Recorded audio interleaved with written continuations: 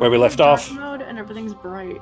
Like, I know you can change it individually, Fox. I use separate, like I use a browser add-on for it to change it. But if you go into, click the gears in the top right, and then configure settings, and then scroll down, you shouldn't have a ton of options in there, but the one that you're looking for is D&D Dark Mode 5th Edition. yeah. And then click that and change that to dark mode or Okay, black but and it white. requires a reload. Let me refresh this. Yeah, go and reload. Yeah. You actually did that a long time ago too. Well, everybody that wanted dark mode. Well, it says dark mode, but everything is still white, so I'm confused. Like the setting says dark mode, but all the panels are still white. Change it. Kept dark mode from the crossover. Mine's still dark mode. If it after Fox after it reload after it comes back up and everything, if it still isn't switching it to black and white. Because I had it initially on black and white, I changed mine to regular dark mode. But if you need to, try changing it to black and white. I don't know what programmer looks like. It's probably black and green, I would guess. Old school monochrome monitor style. So let us know what happens there, Fox, if that works. So where we left off, it is Fires Day the 19th, about 7:30 in the evening. You guys are at the summit of the tomb. Well, in the to you guys it just looks like a plateau, but it is half underground, under sand, obviously. But you're in the kind of final chamber there at this tomb at Amenephis, having destroyed the body of the Naga Lich. Nazim's hibernating Saramorph tadpole has exited his head, left him with a nearly unbearable headache. You've worked your way through the tombs, these kind of trapped rooms, and opened this final sealed chamber where there was a gleaming sarcophagus at the end of it. Sarah and Arteme bolted to the end of the hallway with the broom, but opened a trapped golden box at the end. Each of them were then hit with a poison dart, and they began to solidify. They began to petrify over. The rest of the group are at the back of the chamber there. Norok is just outside of that room there. You guys were all seeing, of course, Sarah and Arteme as they began to reappear, being covered in stone. I'm immune to poison.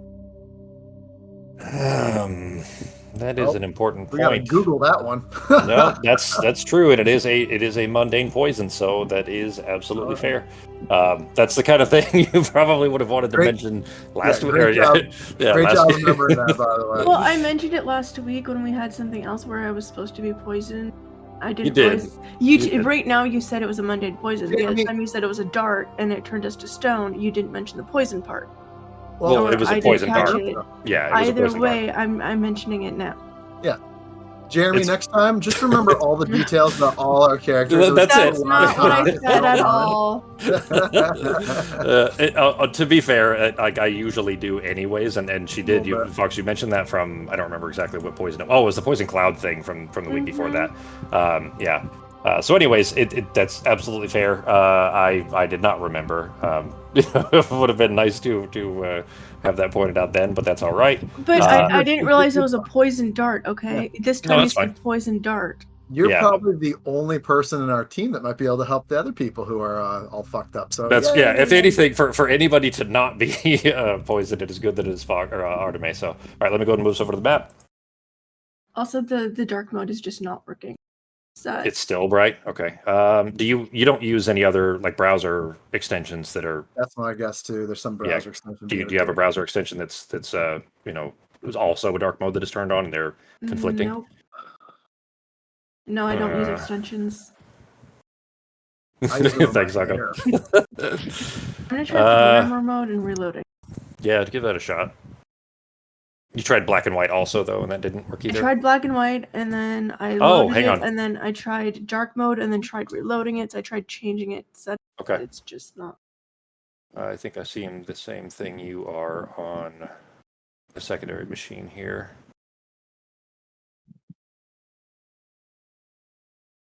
Yeah, it's not it looks standard, I guess is how I'd say that. Like it's black, like the framing and everything is all black, but the little text boxes and stuff in the chat are all bright.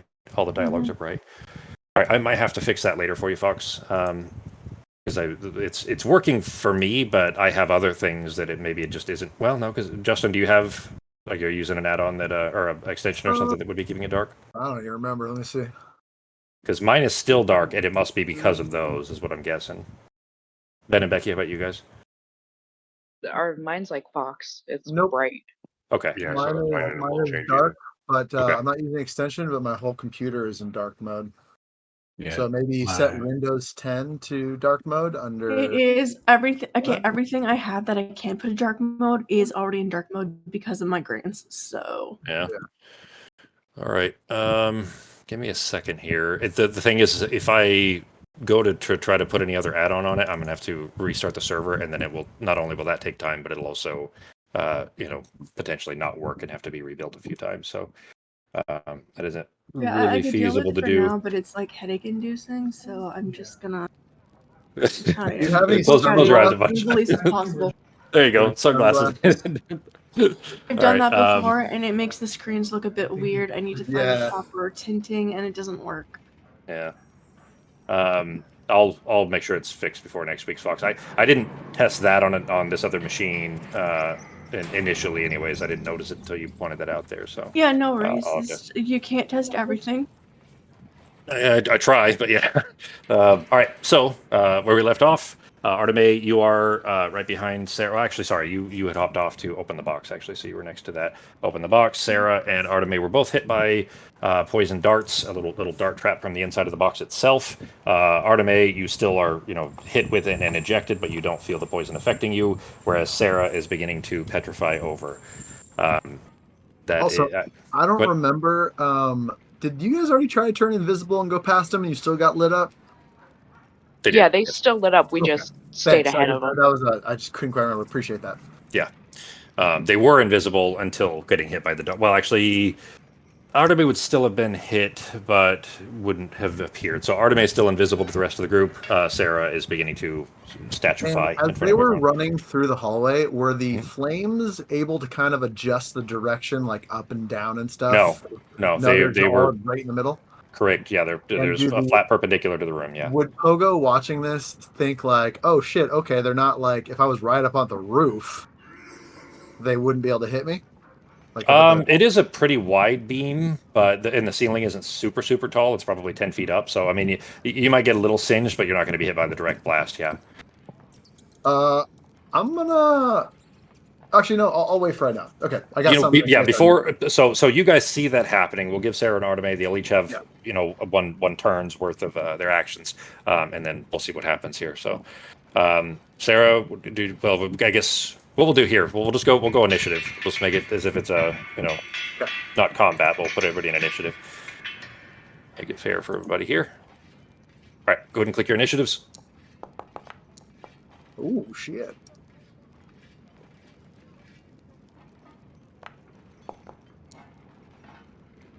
Yeah, that is really bright.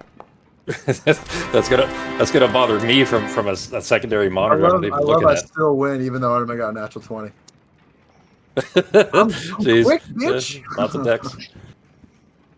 All right, then Pogo. Well, I mean, Sarah and Arteme are going to get. You know what? No, that's fair. We'll just go initiative, and this will be the turn, guys. So both Arteme, you're not at risk of petrifying, but this will be the turn in which you will by the end of it begin to turn to stone, Sarah, or be turned to stone rather. So, Pogo, it is your turn. What are you doing? So... Pardon the church bells. As right now, there's no danger in this room besides what came out of that thing, right? Yeah. There are huge spiders everywhere. Right. Yeah, but there's no fire or anything like that. Tarantula spiders, none of like we think are correct. Yeah, fist size ish. Yeah. Although for a 3-foot halfling, they're probably pretty dangerous, but the kind of thing you could still step on without risking. I'm kind of annoyed with it, but I'm not freaking out. All right, so I'm gonna be honest. I see you turning to stone. I'm just gonna turn to Nora. I'm gonna turn to Norak and Nazim. All right, I'm pretty sure. Is this lit up? Is this actually dark again? No, both you have light up and Arteme has light up, I think. Okay, so I can make out. Yeah, you can see just fine. Yeah. All right. So just to let you know, I think Sarah's turning to stone. Starting from the bots, but going to the tops. So, does anyone know what to do here? Artemis, you know what to do! I'm just gonna scream down the hallway. You did see Sarah react when she was hit by a dart and then beginning to turn. It's pretty obvious everyone would see also, this. are there any more darts? Can you move it again to make sure, maybe? I don't know. Probably. Probably. Right. Do you guys need me over there? As Sarah is covering in stone. I'm gonna go ahead and as my action, I'm gonna down the Spiderfoot salve. Okay. And I'm just gonna go like Spider-Man all four, hugging the ceiling. Up the how tall are the walls? Like 15 feet. Okay, so basically I am here. Well, I'm gonna go like here, but I'm on the ceiling. That's about as far as I get. Okay. And that's my action and movement, and then I'm gonna use my bracers or my bonus action to get more movement on the ceiling, going. Clop, yes, clop, you're only 3 feet tall. They're 6 feet at eye level, so you have enough space to run. You can imagine me Spider-Man on the ceiling. Yeah, I mean you'll be able to run past without risking getting yourself damaged. Yeah, that's neat. So like they're going off. Yeah, they're going off beneath you. Yeah. You're just not really, your head might get a little toasty if you drop your hat, kind of thing. You guys hear this sound? Like with your feet running off of the ceiling. And that's the end of my turn. There are flames going off underneath me now. Where you've stopped, it just continues blasting the entire time. Hey, now you know where the flame is. All right, Artemis, it's your turn. You are still invisible. Yeah. If I do something, will I become invisible, or it's just attacks that makes me invisible?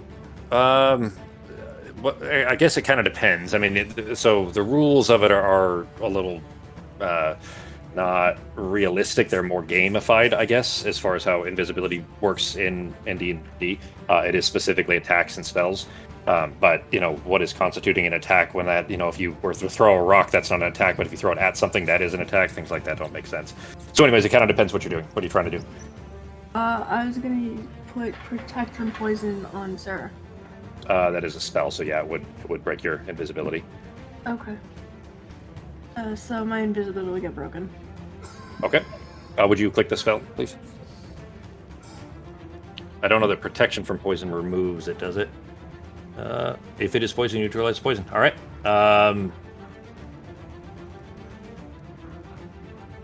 If more, that's a little iffy there. Do this. Make a medicine check. I also don't remember who has. Someone has bardic inspiration. I think I just don't remember who. Norok. Still. Norok. Cool. Yeah. And since it lasts 10 minutes, actually, it's probably nearing the end. We'll say that Norok, if you needed this turn, isn't it 10 minutes? Let me double check. I'll look at that. Ben, you still had it, right? Didn't you? I don't think you used it, did you? No, I don't think I did. I think I saw it. Yeah. It's still happening, Fox. You're not sure if it's just taking time for it to kick in or not, but it is still moving over her skin very rapidly. You're not sure if it's just that it's going to take time to neutralize or what the case is. Okay. Bonus actions or movement, Fox.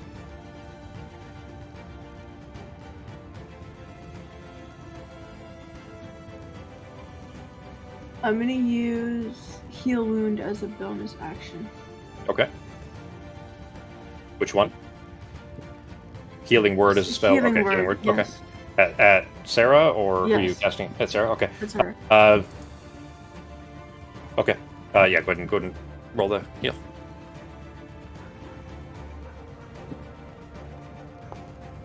And then it'll be 2d4 extra. Because of the Wood Sage's chorus. 11 hit points to Sarah. I just noticed that I just noticed the chat portrait thing is not working correctly either. It's showing tokens instead of the portrait, so to fix that as well. Still something anyways, not a huge deal. Alright, but you are now visible again. Wait, Fox, did you do invisibility on yourself? Because it shows you concentrating on it. You must have done it on yourself. Really? Okay. I think she did, but I could be wrong. Yeah, she turned both of us invisible before we went across. Okay, oh, yeah. Right. So you had a concentration on it, anyways, Fox. So because it shows it on you, but Okay. All right. Brings us to Norak. What you doing, Holmes? All right. I like that Norak hasn't actually seen any of this. He's just like, kind of in the hallway. Yeah. He's like, what? Who's turning to stone? You could try knocking the head off one of these fucking things. I don't know. So I'm going to. I mean, Sure. I'm sure I heard enough of Pogo talking and everything to understand what's going on, right? Even though I was. Oh yeah. Yeah, I would say that this is a clear enough situation. Nobody's in combat or anything that you'd be very much aware of what's going on in here. And I can see that thing is attempting to hit Pogo with fire, but it's missing because he's on the ceiling. It's just a permanent gout of fire. The art, the animation of it is showing it as stopping and starting, but it isn't. It's just a jet of fire that's permanently open. Yeah, and you did see when Pogo walked into it and got burned in that first one that's right in front of you, and then when Sarah and Arteme flew down the hall, you would have seen the room illuminating in like distant blooms of light. That were getting brighter and brighter at the far end of the hallway, so darker on this side, brighter down there. So you definitely know that they're there. All right, then I'm going to do the Norak special and see if I can smash on this thing and just see if it stops. Okay. Is it attempting to use or to work since I'm standing close to it? Is it trying to use fire right now? No, not where you're standing. It isn't. Well, I'm still going to try to smash it because I can see.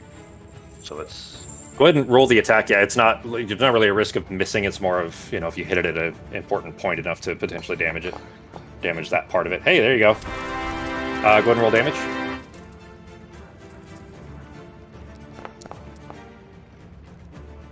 Okay. You bring the sword down right on the kind of the hissing mouth essentially of this thing. Looking at it, you see like a snake has the spitting snakes where they have that little tube underneath their tongue, and that's essentially what the jet is coming out of, or would be. And when you impact this one, it does begin to blast out of it just as you crush the stone in front of it. There's just a brief moment where it kind of forces its way back through it, just the pressure from the heat behind it. So it does impede it, and you think with a couple more shots you can probably break the stone enough to keep it from being able to get out. All right, then that's what I'm going to do then. Can I hit it again? Or... Yeah. Okay. Yeah, I mean, it's a regular turn, so... All right. This is the best use of your character right now, is to literally beat the shit out of these stone statues. I just beat the shit out of everything, and if that doesn't work, then I'm not going to be able to do it. Yeah. Norak's so angry he can kill inanimate statues, too. Yeah. Damn right. Just break it. This is funny, is it's probably not going to stop all the flame, but maybe it'll just kind of putter randomly and shoot in like weird directions. Yeah, maybe it'll help a little bit of this. Maybe it won't. That hits the right spot too, G. Go ahead and roll damage. Alright, now the heart does not light up because it's not a creature that you're hitting, but with the second impact, you kind of smash in enough of the kind of structure of the mouth that it's caved in, and there's just little stone pebbles all over the inside of the mouth, and it's still blasting fire through it, but it is impeded and is now kind of almost upwards at an angle, and it's not shooting nearly as far. So it's something you could walk past at this point if you needed to. All right. Then I'm going to... Well, do I have any movement left? Yeah, I got stuff moving. Yeah, you only went up there with your 40 feet. Head up over here with Pogo then. And wait here. All right. That'll bring us to Sarah. So, Sarah, you are still being covered in stone. You have this turn, and you feel like it's starting to slow you down. It basically, by the end of this turn, if you haven't stopped it in some way, or if Arteme's attempt to neutralize the poison is ineffective, which you don't know yet, then at the end of this turn, you won't be able to move anymore. Okay, so I'm on the ground now, right? Yeah, you both stepped off of the broom as you described, so... Okay. Specifically, you slowed the broom to not rush into the last gout of it. Yeah. Yeah. All right, so I'm just going to look at Arteme. Right, so I have a harebrained idea. This doesn't work. I'm going to hand her the broom. Okay. My family signet, ring. Give You this to gotta my hurry. dad. Okay, hurry up. It's interaction. Hang on.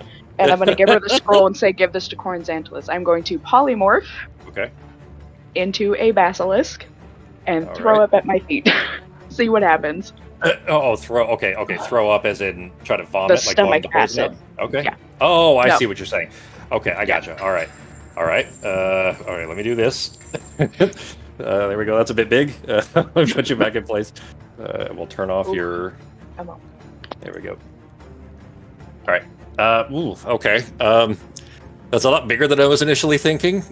So there is one bit of problem here, potentially two. Arteme, make a dex save, please. Okay. You know what? She warned you. Dex check. We'll make it a dex check. It's less of a reaction, more of a get out of the way in time, because she was in a hurry. You're gonna get backed up against the wall. At least probably shoved out of the way. It's just a matter of whether she kind of dexterously dives in the right direction or potentially into that gout of flame on the other side. I didn't realize it was be that big. Yeah, that's a lot bigger than I initially thought. When you first mentioned this in text last week or week before, whatever, I saw it and I was like, well, that's a cool idea because, you know, there's some physiological things that seem reasonable. All right, well, hang on one sec. Arteme, you unfortunately, you know, still kind of checking yourself, making sure everything is good, seeing that that Sarah is still potentially being affected. You're not quite sure of it yet. You are shoved into the gout on the other side there. It is 4d12. Let me find that again. Plus 20. Oh, those did the dice look different? They look really like clean and high res to me. 47 damage, Fox. Fire damage from being forced into the fire there. You are able to kind of... 47 or 27? It's 20. It's 4d12 plus 20 is the damage.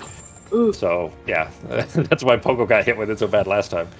He just rolled well. But anyway, you are able to kind of jump yourself back out of it. Obviously, you're not going to continue being hit by that, and the gout does stop as soon as you moved out. But you do take that initial 47. Sarah, you're also hit by that, by the blast on the backside along the tail of the basilisk. I guess it is technically a different gout, so we'll go ahead and roll those. It only has 52 hit points at that size. It's supposed to be a beast, or it's supposed to be a monstrosity, not a beast. Hey, 27 again. So 47 to Sarah also. Oh God. 47, that's an extra 20. I have 5 hit points as a basilisk. Well, you also have to make a concentration save on the polymorph. Oh no, wait, do I take the hit points or do the... No, the basilisk does. Yeah, but I'm not a druid, right?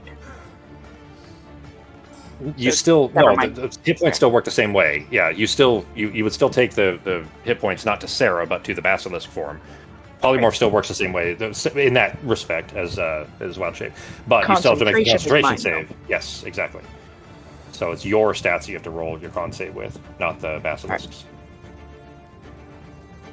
Oh good. No. Maybe. Come. Nope. All right. Well, that was a very brief, time. Hey, at least I got to throw up on my feet first. I'll tell you that it actually. Okay, go ahead and move you back out of the way. Probably centralized enough. Do I not get to throw up on myself first? Well, I mean, that all happened at the same time. You wouldn't have had time to perform the action. I'm not sure if it's a free action to vomit or not, but anyway, the action of vomiting. But I'll go ahead and tell you that they are immune to their own petrification anyway, and so the transformation, as brief as it was, would have, even if whether Arteme's neutralization would have worked or not, the blood of the basilisk itself is not capable of being petrified, and so once you've rapidly changed into a basilisk, get pushed away from the sarcophagus because you're too big, get burned by the thing, pushed forward, knocked right back out into little halfling form. You are on the ground, singed, in a lot of pain, but you're not turning into stone anymore. Yay! So that problem solved. Grab my stuff back from Arteme. Thank you. I'm glad this terrible plan worked, and I'm so sorry that I got you burnt. You both just got a blast of fire too, so... that brings us to Nazim. Okay. We're not actually Last in combat, though, are we? Correct, you're not in combat. Yeah. Okay, I'm going to bring up Healing Spirit. Okay. Go ahead, Nazim. Last week, I was talking about whether or not to open up a dimensional door to go back and forth from the sarcophagus to the door over here, but I guess we decided not to go with that. Now with Norok, hitting that little nozzle, the flame thing, that seems to have worked if you hit the nozzle up. Is that correct? The flame nozzle? I think he did, yeah. Damaged it enough to through with it. So we won't do the dimensional door thing then. I will move 5, 10, 15, 20, 25 just underneath this nozzle as well and start shooting up at that nozzle. Just the same thing that you did. Choose the other one. I'm on the ceiling. He is right above that. You're going to blast him. You're going to bend the metal bar. Right up my butthole. Well, not just the Eldritch Blast. He would be moving the fire to point at you. Is what it would happen. He was trying to. Well, obviously, Nazim, I'm sure you wouldn't have intended to point it at him. But if you did move it up, it would be pointing the gout at. Do the one at the bottom. It can go either direction. The one at the bottom should fire too. Okay. Yeah, it is both sides, by the way. So it's actually, I only put the animation on the top half, but it is happening in the bottom half as well. So. Okay, that makes sense. Then I'll do the bottom one then. The bottom one shouldn't reach him. Is that correct? Yeah, he's far enough away. Yeah, it wouldn't be a risk there. Gotcha. What's happening? I'll just describe it to you here. You guys didn't see this, Nazim, and looking at it, you probably would intuit a certain kind of structural design. There's a metal tube, obviously, inside the stone, and when Norok was smashing it, he's smashing the rocks, but the rocks are pushing into the steel, rather, the metal tube, and he forced it, he bent it, essentially, and now it's aiming at the wrong direction. So you kind of can gather that if you can move the metal tube inside the statue, that it would do the same thing. Gotcha. Can I also do just a personal check while I am attempting this as I'm walking over to it? I just had the worm knocked out of me. Do I sense anything different about myself yet, or am I feeling a little off? I would say that you definitely don't feel yourself. You don't feel normal yet. Yet probably isn't a good descriptor there. You don't know if you've ever felt particularly normal, but go ahead and give me... I guess a medicine check with disadvantage because of the headaches to see if you're, how much it might have affected you. You're not really sure. I would say that you're just still too ringing in your ears and just fresh, disoriented. Yeah, to really have an idea of what it is. You definitely don't feel maybe a little more alone, I guess is how I'd put that. Gotcha. Okay, then I will go to this bottom one and fire up on the nozzle to try and do the same thing Norok did. Okay. To give us an out, I guess I'd say. I'd say what we'll do is we'll go ahead and drop combat here, or drop initiative rather here, because you guys have an idea of how to deal with those potentially, and there isn't an immediate threat, and that you see that Sarah and Arteme, although seriously wounded, are not in immediate direct threat, and you can potentially deal with the flame gouts here now that you know how. So Nazim, are you going to continue along trying to do the same to the others as well? Is that the idea? Yeah, pretty much just go up the line to give us a clear path so that we have one less thing to worry about. We just focus on the sarcophagus. Okay. All right. So Norok's going along the north side, and it would still be north. And Nazim along the south side then. I closed the wrong one. There we go. Sarah and Arteme, you guys, if you're standing there for the full minute, Fox, you can go ahead and just, roll them all. Okay, you already did it. All right. Yeah, I did. Okay. So 55. Yeah, for both of you. Sarah, obviously, both of you actually pretty singed. Sarah, some of the, external fire damage was obviously absorbed by the basilisk, so your, hair isn't on fire or anything like that. But, would you take 8 damage? Oh, did you accidentally overheal and then click it back, Fox? Is that what you did? I just put the plus 55 on my health, so it went to 112. So I just put it to my max, which is. Oh, I gotcha. Okay. So I'm pretty sure I can't have extra hit points. Yeah, it prompts for a concentration check. So. If we have a whole minute, could Pogo also get over here and get in on this healing action? Yeah, there's plenty of time. With you walking on the ceiling, you're able to, even as Norok and Nazim would not be as fast as you, obviously, because they're taking time to deal with the statue, so it would take them longer. But yeah, you can definitely make it all the way to the end, and then hop down to the statue or to the spirit. I would have done that, and then hopped back up on. I would have gone down, and then gotten back up on the ceiling. And I would have, honestly, after healing up, I probably would have gone over here to see what was going on. And, just hanging out and watching the room from this direction. Okay. Yeah. That's a little spider pogo instead, but yeah. All right. The other side of the sarcophagus there, it is a very like covered in dust. You could basically still see a gleam through it, but it is a thick layer of dust on top of a very old golden sarcophagus that is much larger than human stature, probably 12 feet or so. The creature inside, let's say, would need to be probably around 12 feet, and then probably a solid foot on either side. I would also like to ask the group. All right. So the thing inside here, it's dead, right? It's a dead thing. Well, Mizetsu? it wasn't last time. Last time there was a mummy in there. All right. So, like, what do you do if there's a mummy? By the way, I'm still on the ceiling, looking down at you all awkwardly. So, like, what do you do if there's a mummy in there? Do you kill it.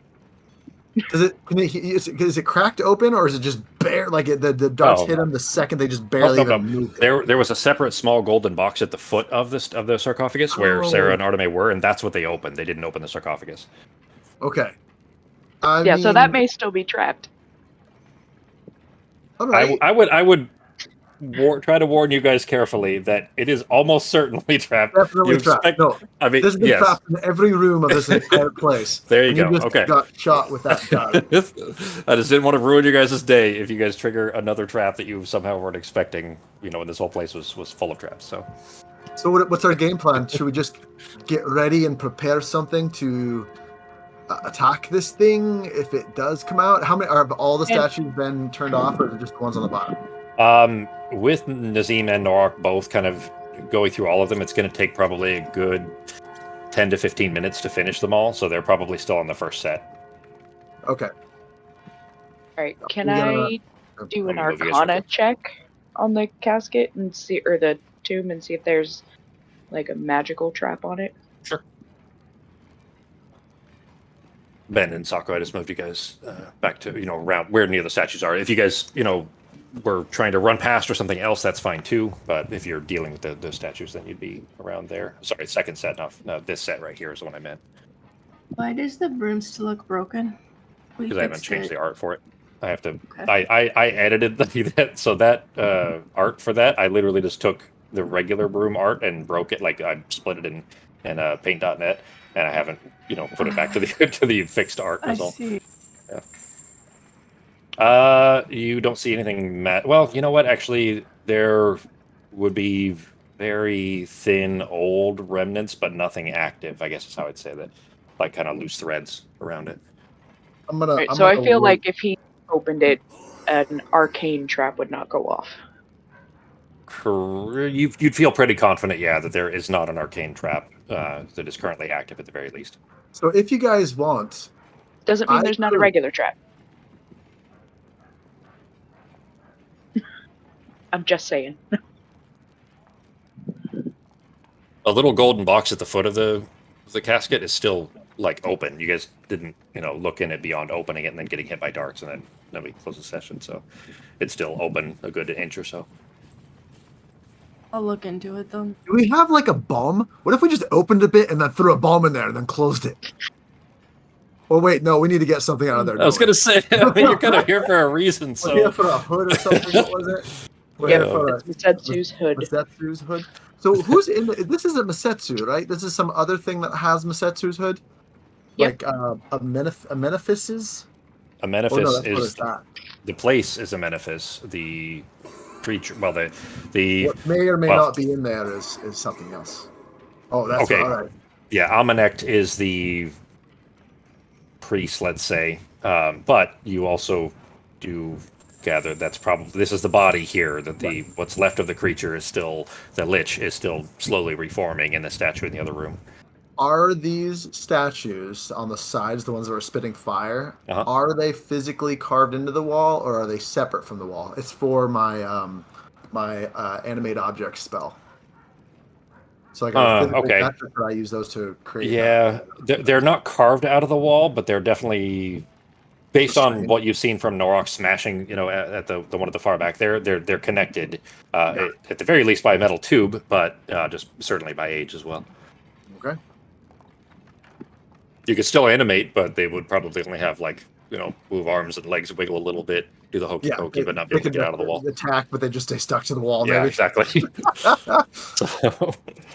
Well, what I was thinking, if we want, I could animate this lid here as one of the objects. I have the power to do that. So we could be in a more defensive position, maybe a little farther away, and I can move the lid off once those guys back there are done destroying the statues. As I look back and I just hear grunting and flaming balls just hitting all these statues on each side of the room. If that's something you guys haven't really told me about this first time you encountered something in a similar situation, so I'm not exactly sure how we should proceed. I mean, a mummy popped out while we were raiding his tomb, I guess it wasn't his tomb; it was a fake Nisetsu. He was like an assistant. He was the body man of Nisetsu. Yeah. Are they? What kind of creatures are they though? Like, I'm also, by the way, I'm up in the corner. Like, I am perched up in the corner. Like as far away from it as you can. Okay. I'm perched up in the corner. Okay.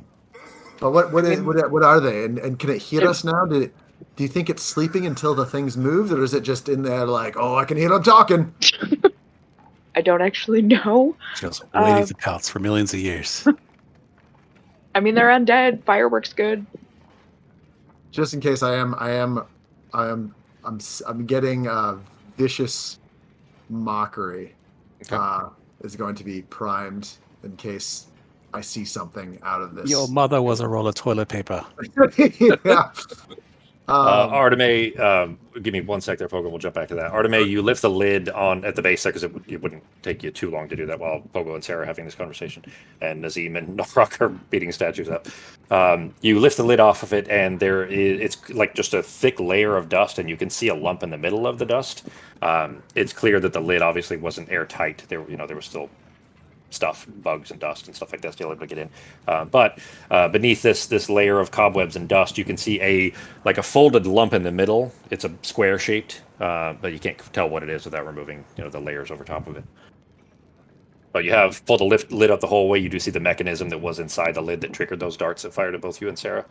But it doesn't appear to be any further trapped. Again, this is just the small box that's at the foot of the sarcophagus. Just to be clear, the sarcophagus is still closed. Okay. I'll use produce flame to just burn the dust away very carefully and see what the lump is.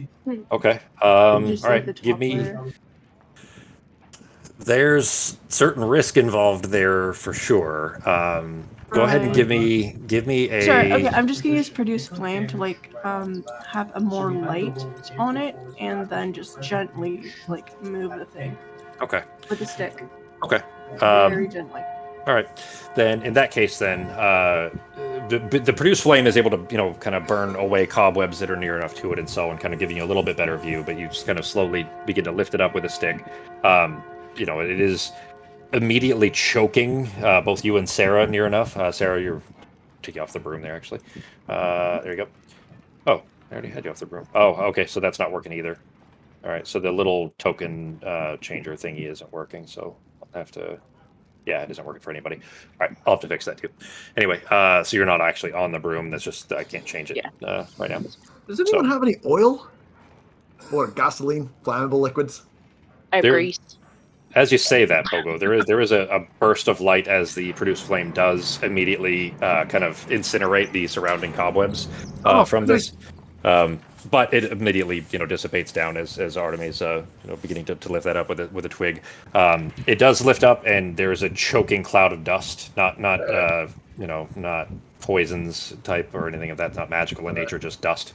It does look like it's probably extremely old folded cloth underneath this layer of dust. But you, just by looking at it, you can tell, especially, in time you'd spent with Leary and so on, and kind of digging up tombs. This is so old that if you kind of begin to touch it with, let's say, non-careful hands, it will begin to disintegrate on almost immediately. Okay, and it's not enchanted at all? No, doesn't appear to be magical. Okay, so it's probably not what we're looking for.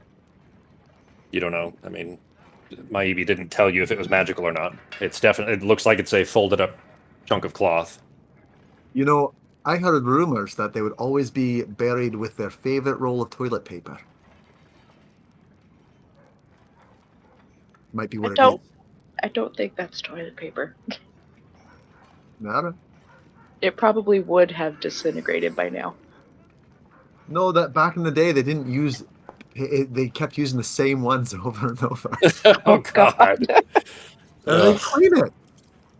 What is the history check for? Don't tell me it's for what you just said. Arteme, I can tell you that based on the kind of color and design, you gather it probably is, of royal, what's the word I'm looking for? Provenance, I guess. It does look certainly expensive and valuable, and it's that it was separate from the sarcophagus itself. You gather would likely mean that it is not a belonging of Amenecht himself, but rather of someone else.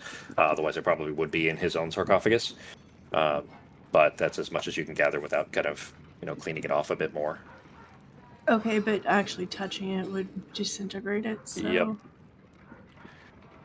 I mean, you can carefully try to shake dust off, whatever else you want to do. You just have to be very mindful of its fragility. So I'm very carefully going to put it. I mean, you could put it in the bag of holding. It's a vacuumous space. Yeah, I'm gonna very carefully put it in the bag of holding using a stick and twig. Okay. That I have, and yeah. All right. Then, with Sarah's help, there you kind of carefully try to awkwardly move it into the mouth of the bag. I can tell you there are the points at which the stick touches. You can see the threads frayed. Like that's how fragile it is. Even touching it is enough to potentially begin to tear it apart. But you do gather that all of the dust and everything, except for what has kind of become part of the cloth, will obviously kind of shuffle off as it's in the bag. There's still a certain amount of being tossed around in there, and that will kind of inadvertently clean it somewhat, maybe as much as can be. So you do carefully put it in there. You don't know for sure that is the hood of Masetsu, but there's seems to be reasonable that it could be. So. Okay, and then we're slowly going to open the cloth for sarcophagus. No, wait, what are you doing? Don't do that. Okay, yeah, before you do that, Arteme, you're moving the thing in. Let Nazim and Nora catch up as they're destroying the faces off this thing. I'd say by now, guys, you're basically finishing up the last set, Ben, so you and Nazim are... that's set right there, Sokka. So before we do that, why don't we have a plan? I'm thinking I can use magic to take control of the lid of that thing, and I can pull it up, and I can also do that to take control of some of these statues. They're not going to be able to move away from the wall, but they'll give a little bit of, if there's something in it, if they get close to the statue can grab it or attack it, just something like that. And before we do this, I'd like to sing you a quick song called Eye of the Tiger. And I'm gonna sing a little Eye of the Tiger and cast bardic inspiration on all 4 of you guys. You have that many? I have 5 total. So nice. I'm using 4 of my bardic inspirations. It's probably your modifier, I bet. Yeah. Yeah. Okay. You guys get a plus DC. What is it now?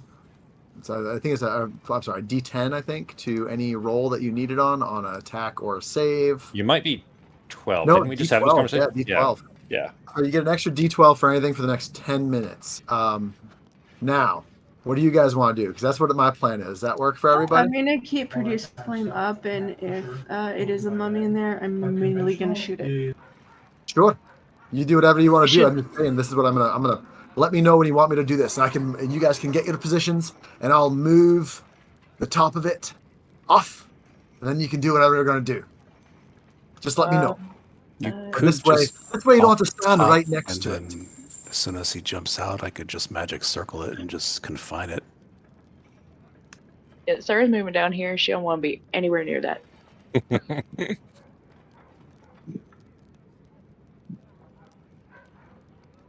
What are you guys doing? I'm gonna move away with it. Did you guys want me to do that? Let me know when you're ready.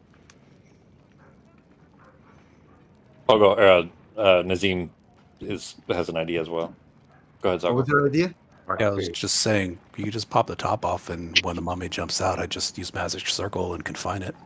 Well, don't we need what's in the thing? Well, we may have the hood, but it's probably a good idea to double check inside the sarcophagus, make sure. Real quick, too. It sounds like we've got some good actions here ready, but you guys have fought. If there's a mummy in here, you guys have fought a mummy before. Do you remember anything from it? Do they not like ice water, or do they Fire, right? Because Fire. fire So- worked really well on the first one, right? All right, this is perfect. I have no fire spells, so this is going to be fantastic. Does anyone have a match that I could borrow, perhaps? I will give him a torch. Oh, you I have a have one. torch? Yeah, Don't you already have? We gave you all our torches because we have magical fire or magical light. I think I still Well, carry some of my torches, but I will give you my I only torch. carry like 35 pounds. I'm pretty sure Pogo put those back at the So Crowford. or the- you go to the hand me goalkeeper a left. torch, and like I'm awkwardly got like I put the salve on my knees and my hands because I didn't feel like taking my boots off. So I've got like one hand on the torch, and now I can't really do a lot. my sword's actually in my belt, just being a light, but Well, right now it's kind of Oh. hanging in your face. yeah, I just gotta hang it down. You're hanging upside down. Yeah. Yeah. All right. This is fine. I don't have anything else that will give I you mean, fire. it's torch against whatever this is. I'm sure this won't be a problem at all for me. All right, everybody. Is everyone Do ready? you want to the do torch lit? Oh, Yeah, is he it can't lit? light it himself. Light it. So. Okay, I'll use produce flame to light it and then summon another fireball. Yeah, I like to pretend with spider salve that I should always have 3 points of contact. I feel like that's a good spot That's if it's fair, on the sure. ceiling. I think a 3-point contact is pretty solid, especially for a little guy like me. All right, so the flame is now lit. All right, is everyone ready? I suppose. Yeah, I'm gonna hold a firebolt in case a mummy pops out. Anyone else? I'm just going to ready my action to swing if I have to. Okay. All right. Are you moving closer? Well, I guess what I gotta prepare, and just in I'm gonna case, I'll keep the stay magic where I'm circle at. in my back pocket. So Mhm. just keep me posted what you want to do. If we gotta take what we gotta take, and then confine them or whatever. All right. you're readying magic circle, Sako. Yes, but I may not use it based on the Well, you position don't. of what we If need. you're readying it, it does expend, and so Oh, like it then will. no, I will not ready it then. Okay. Yeah, it will expend it on the ready. Yeah. That's why if you got a nice cantrip or first level spell you wanna get ready to rock and roll. Yeah, cantrips, the Eldritch Blast, just prepare. But Okay. again, what item are we specifically trying to retrieve out of this again? Masetsu's hood, which we may have just grabbed, but Okay. it's probably Hopefully. a good idea to double check the sarcophagus so we don't have to come back. Also, Precisely, small gotcha. chance, very small chance, but we might be looking for his foreskin. Small chance. What? I don't think that's what Keep we're my eye looking open for. for small pieces of leather. Gotcha. Sometimes the old words are cryptic. You never really know exactly what you're looking for. Just in case, if you see a small bit, keep an eye Small out. circle of leather. Yeah. All right. Okay, Norok, are you? How close are you first? I guess because Nazim, Sarah, and Arteme, Pogo, I know where they're all at. Where would Norok be? I'm actually just going to be staying right here because Okay. this was the last one I smashed. I'm just getting ready in case he tries to come this way because if it just pops up and, I don't know, doesn't attack us, I'm not going to go smashing on him. It's just if he tries to come after us. I also, can I just say, I Get your really breath. appreciate everyone being possibly scared that this is going to shoot out something. Again, and we're all going to get turns now. I mean, it might be gas, it might be fire, it might be giant rats. We're not really sure what might happen if we move this. All right. What's the plan on the lid? It is I'll be is going heavy. first, and I'll be doing animate objects. Would this Okay. be considered a large object or a huge object? Large is probably fair. Yeah. All right. As far as just the lid. If it was the entire sarcophagus, maybe different. Sure, but- I can bring to life. Let me just make sure. I think it's 2 large objects, but the spell's a little confusing. Give me a moment. Each one counts as 1 point, and then I have 10 points. No, wait. Where does it say? I used to know this spell better. I don't know at what point I forgot how this worked. Let me click it. You've used it a couple times, but Yeah. it's not. I'm just gonna, since I'm gonna do this, I'm gonna just go ahead and consume it right now. Medium targets counts as 2, large targets counts as 4. Yeah, so I can do 2 large objects. So I'm going to do the top here, and then I'm going to also bring to life the stone thing right next to Nazim. Okay. But real quick, right before I do that, I am going to. You know what? This is what I'm gonna do. I'm going to cast this spell, and then I'm gonna immediately. Oh, actually, do I even? It does verbal component and somatic. Okay. Or visual. Okay, yeah. It's verbal, yeah. Verbal and then somatic. Okay, so I'm going to cast this spell, and I am going to immediately hold my breath afterwards, and I'm going to pull the golden. I'm basically going to open it, keeping the edge by me down. So if anything comes out, it goes out towards the group, and it might give me enough time as well. So does this make sense? It's going to pivot down. 100% get. Yeah. I'm now using this giant piece of gold as a shield. Yeah. Okay. And as soon as you said that you were going to leave one corner, I knew exactly what you were going at there. So that is you guys see it raised towards you. So that's what I'm doing the turn and go. All right. Okay. So what everyone else sees then, Pogo, your vision would be obstructed, obviously. Yeah. There is an immediately just an eruption of like an immediate. I guess I don't have a good way to describe. I guess almost like smoke, basically, filling the room of a black gas that emanates out from it instantly. Pogo, you'll still have to make a check, but yours is going to be an advantage for trying to cover it, and also most of it is not coming in your direction. It's just a matter of what's kind of billowing around the outside of it. But everybody, give me con saves. It'll be DC 20. Oh shit! This is a bad idea. You can't see much else. I mean, you still have light and everything. It's just that the thick cloud is. You also have a plus 10. Yeah, that's true. Yeah, D12 for. Yeah, I'll use it if I need to. Yeah, Norak, that would overwrite the one you had previously, of course. So. Did I just get 2 natural 19? 20s? Seriously? I got 2 natural 20s. Shit, nice. On your advantage, you got 2 natural 20s? Wow. Yeah, you did. Nice. That's 1 in 3,600 or something. Which is ironic. Yeah. Because I still only got a 21, so I beat it by 1.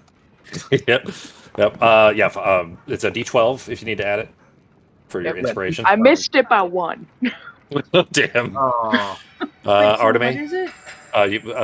Now I'm Pogo's Bardic Inspiration gives you an extra D12 you can add to that. Oh, okay.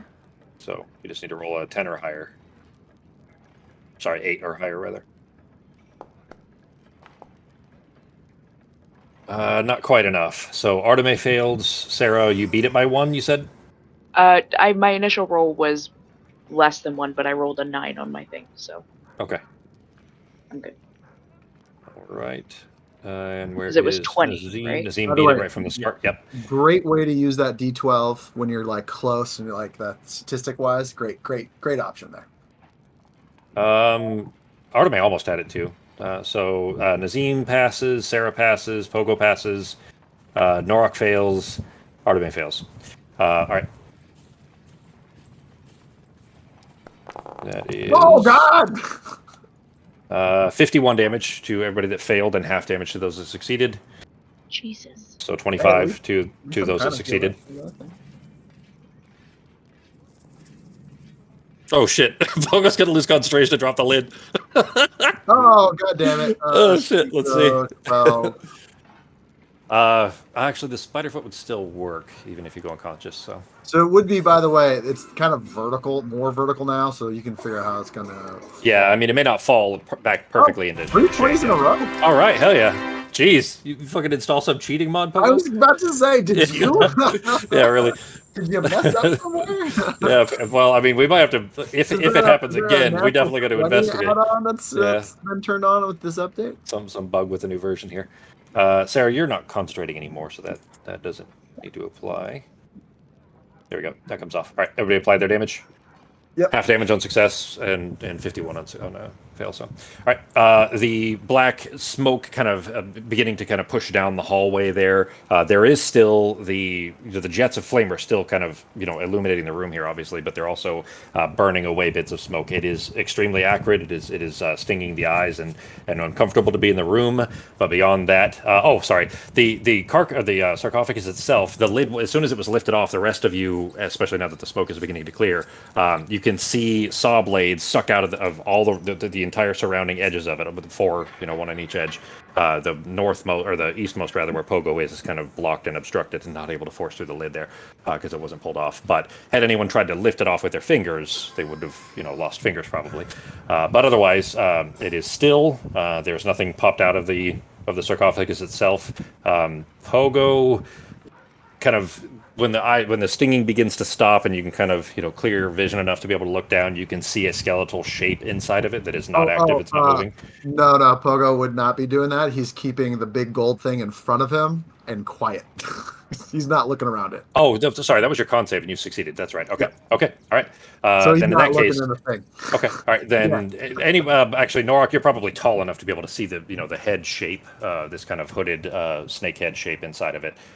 Just a little bit of that, but there's nothing moving inside of it as far as you can tell. What are you guys doing? If we're not in the thing, I'm going to flip it kind of like sideways. I'm going to tell this animate object, this big gold part, to kind of go sideways and then just slam into whatever's in the sarcophagus. All right. Think of it like a domino style, and just slam in it with a attack.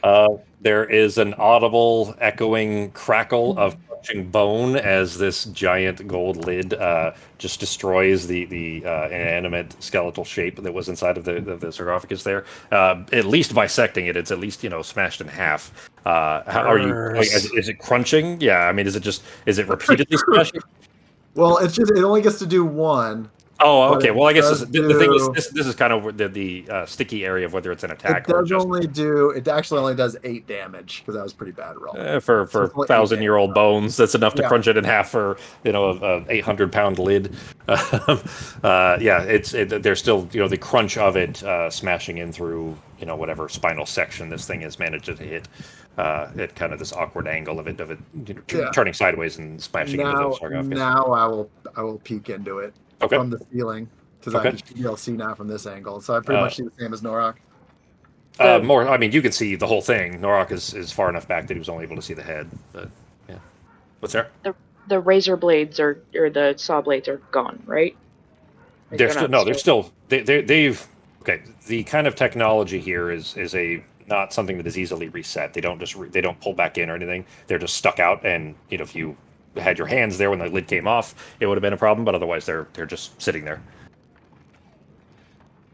Okay, so can I climb up and look inside? Yeah, I mean, carefully. You're trying to climb through a window with broken glass around the edge of it, that kind of thing. Just intentionally trying to avoid it, sure. Okay. So climbing up over the side, you, Pogo, Norak, anyone else approaching, sees a very... I would say tall, but in this case kind of long, I guess, skeletal serpentine shape with a big, almost cobra-like hood, very reminiscent of the dead form that you had just fought, half an hour ago. But the original body, presumably, of Amanekt. There's also a shit ton of obvious valuable treasures and art pieces and things like that, amongst other things that are kind of surrounding the entire edge, on the outside edge. So, real quick, realizing this, I am going to, because I can command this thing up to 500 feet, I'm just going to basically command this solid piece of gold to just make it to the exit. Okay.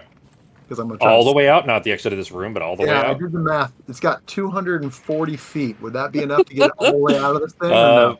Maybe not quite, but I mean, hang on. Let me see. I mean, maybe. I wouldn't know, but I'm just not like, I don't know. You just go get around the corners and back out through the main exit. I mean, the main exit, it couldn't fit out anyways. I remember it's blocked by a rock. Well, that big boulder. So, it definitely would not be quite enough. It'd be kind of close. So it'll get out to the kind of main hallway. Right, I'm still gonna tell it because Pogo wouldn't know exactly the footage, so I'm just gonna have it go. Okay. it will take 30, 40 seconds, and then you guys hear a whole lot of clanging as a massive gold lid just clatters to the ground in the hallway outside, or around the corner there. But anyways, so yeah, the sarcophagus itself, the body of this thing is not animated. It does resemble, like I said, the shape of the lich creature, but that creature regrows a body every 24 hours if it's killed. So this is just it's probably its mortal form, or at least what was left of it. So I don't know if anyone. Well, quick DM question: would Pogo know? I think I asked this before. Would Pogo know how liches work? Yeah, there was a certain amount. So there were some important liches in the Vast Erudition. So you guys downloaded information about liches. Yeah, we have to remember that somewhere this thing has like an object that it uses as a connection, and it'll always come back unless that object is destroyed. One of the things in here might be that object. I mean, could it be the statue that it went into? Yeah, I mean, it could be. It could be a statue. Could be a ring. Could be a rock. Could be the helmet that we're sealing, or the hood. In other words, we probably shouldn't take anything out of the sarcophagus then, so he doesn't, hunt us. Well, how does that? Or stealing his stuff. Was that a problem last time, Becky? Yeah, I mean, Norak almost got bit in half from it. Yeah, so maybe we should just take the hood and go. Would we know that with maybe it's the hood? We don't know. With the hood, the lich would still come back, but would it come back here, or would it come back where the hood is, or where the thing is? Who knows enough about liches? Everyone roll a history check. Or a Arcana check or something. Probably Sarah would be the only one with potentially enough. What's the word I'm looking for? Like access to books that would have had that kind of information in it, I guess. So, Sarah, if you want to roll a history check, go ahead. Yeah. Okay. I don't deal with a lot of this kind of thing. Yeah, I mean, you guys had some information from the Vast Erudition, of course, but not necessarily where their reconstitution occurs. The item that you're talking about is called a phylactery, by the way. That's the one, phylactery. Yeah, but you probably wouldn't have an idea of necessarily where that reformation occurs. The stupid left click to stop selection isn't working either. I'm going to have to fix that too. All right. They do reconstitute at the phylactery. What knowledge you have about phylactery, Sarah? Assuming you're sharing it with the whole group. Yeah, I'd share it. Okay. They are almost always a vessel of some sort. So it does initially, during the initial process, it contains a liquid. It doesn't matter if that liquid continues to persist, but because of that initial process requiring that, they're almost always a vessel, like a cup, or a vial or a bottle, something like that. They are often then kind of placed inside of other things that are more durable, hence statues and such like that. They do reconstitute though where the phylactery is. So, are there any? Thank you, Sarah. Are there any bottles in here that am I seeing any bottles? There are. They don't strike you as looking like something that would be used in that sense. They look more like potions or alchemical things. It's a hoard. There's a shit ton of stuff in there. It's all treasure and gleaming and stuff like that, and not dusty.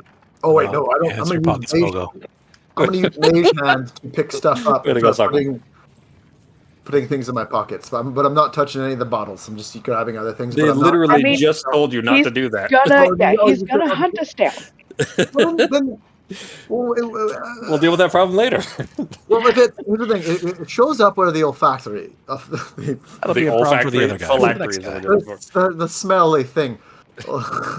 Not olfactory, phylactery. Phylactery. There you go. So, it wasn't Norak saying that. I can't deselect Norak, but Norak corrected you and telling you it was phylactery.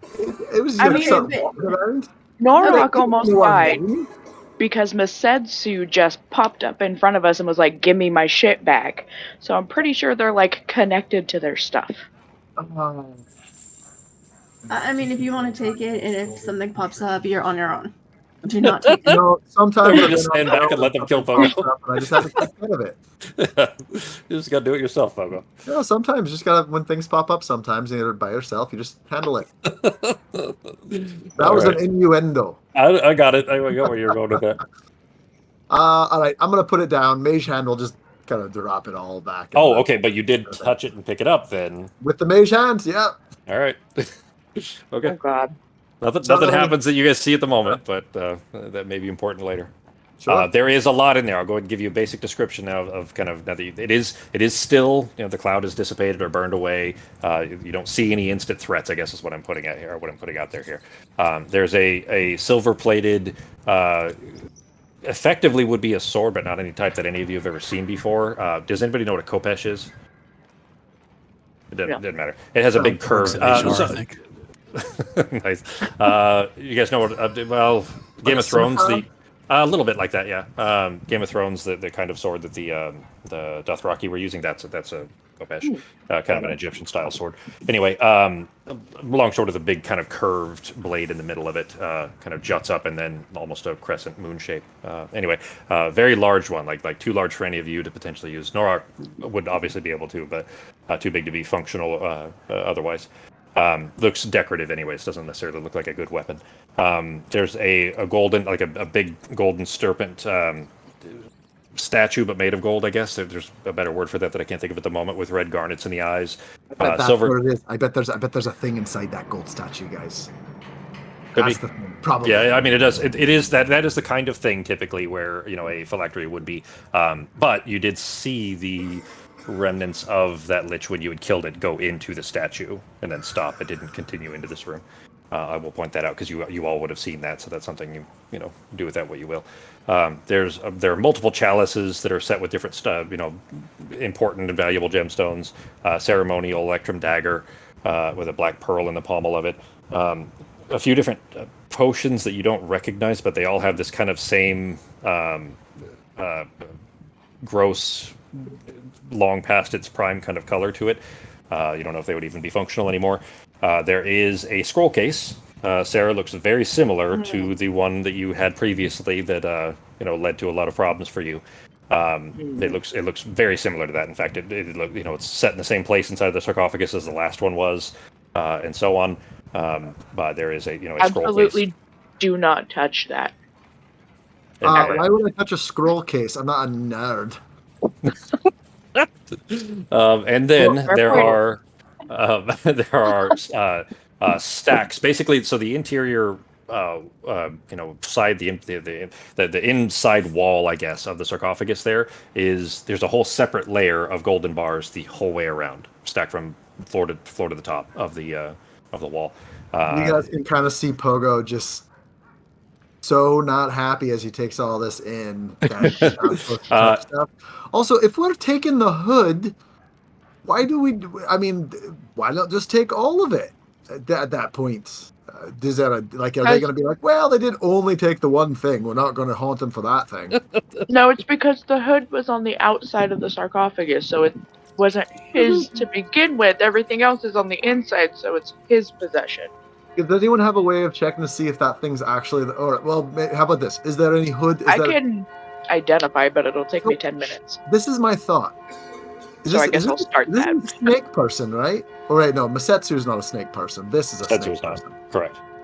All right, never mind. Because I was thinking if it was a snake person, the hood could mean the big part of their head. If it's like a cobra type thing. But that wouldn't make any sense. Good thing you didn't smash the skull then, right? If that was the case. I'll smash whatever the Pogo wants to smash. The big snake outside that was trying to kill us, he asked us if we were, I guess, friends with this guy or some other guy. What did we tell them? Because that either could have been a guard outside to keep him in or a protector to keep people out away from this guy. What was our answer to that big snake? He didn't ask. That was information you guys... Yeah, that's information you guys offered. He didn't ask you that. It made him mad, whatever it was. Dumb riddle. Yeah, he did not seem happy with it either way, yes. But you don't necessarily know if that was because of the result of your deception check. Remember, you were translating and you actually rolled really badly. You rolled like a 10 or something like that. You were translating for Pogo. So you don't necessarily know, but yeah, you did mention Masetsu there, and that was when he attacked you. So, continuing with the items in here, there are those stacks. By the way, it was okay in a cartoon, like a Looney Tunes style cartoon, when you would see, the eyes begin to roll over and it would start tabbing up values like an old school cash register. Total gold in there is about 37,000 in bricks and coins. There are platinum coins in there as well. So a huge amount of gold. Other art pieces like some brooches, some necklaces, rings, things like that. It's just piled with loot with the remains of the skeletal creature in the middle of it. There are other, some of the objects could be magical. I'll tell you that there was a foot of gold between you and them, so as far as what you were able to sense. But you don't sense any of them having the kind of, flaring, bright thread surrounding it that a phylactery would, Sarah, for your attempts to look at it. What were you attempting to identify specifically? So I'm ritual casting it. I'm doing... Oh, shit, no, we put it in the bag of holding. You did. I'll also tell you that you were on the outside when initially Nazim had rolled an Arcana check to try to see if there was... I think you were, Sako, didn't you? To see if there was... both you and Sarah, I think, had checked... I think I did. Yeah, for I was traps. checking for traps. Yeah, but I mean that with just a default Arcana check, that's not going to be just traps. That's going to show you where any arcane threads are attached, and there wasn't anything of overt magical association on the outside except for very old threads that were around the box itself, not the hood. Sorry, not the cloth piece that you took out of the box there. All right, so then we don't know for sure that this is the hood. Right, you don't, but I'll tell you that there isn't anything cloth inside of the box, or inside of the sarcophagus, rather. The only cloth piece you found is the top of the sarcophagus counts as things in the sarcophagus? What are you getting at?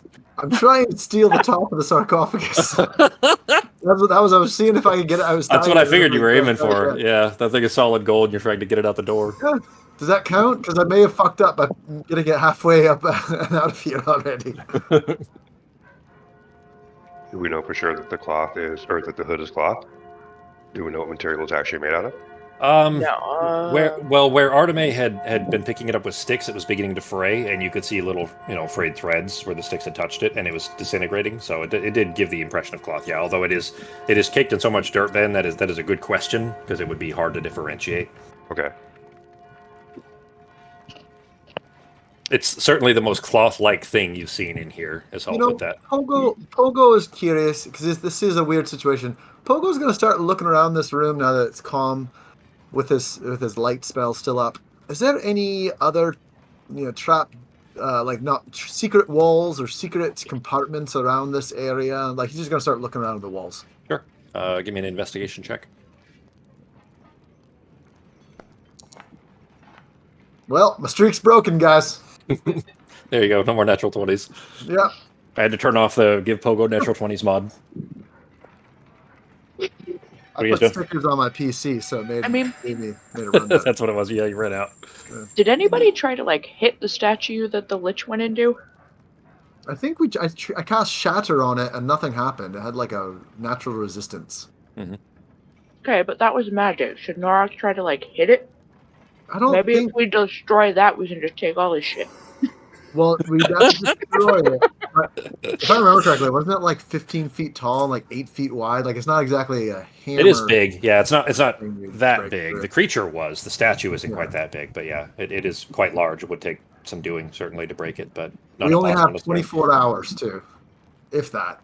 Well, okay. So this is something you would have from the Vast Air Edition, because you would have, during that download, seen the bodies of two very important liches being reconstituted multiple times, about 100 times, maybe more.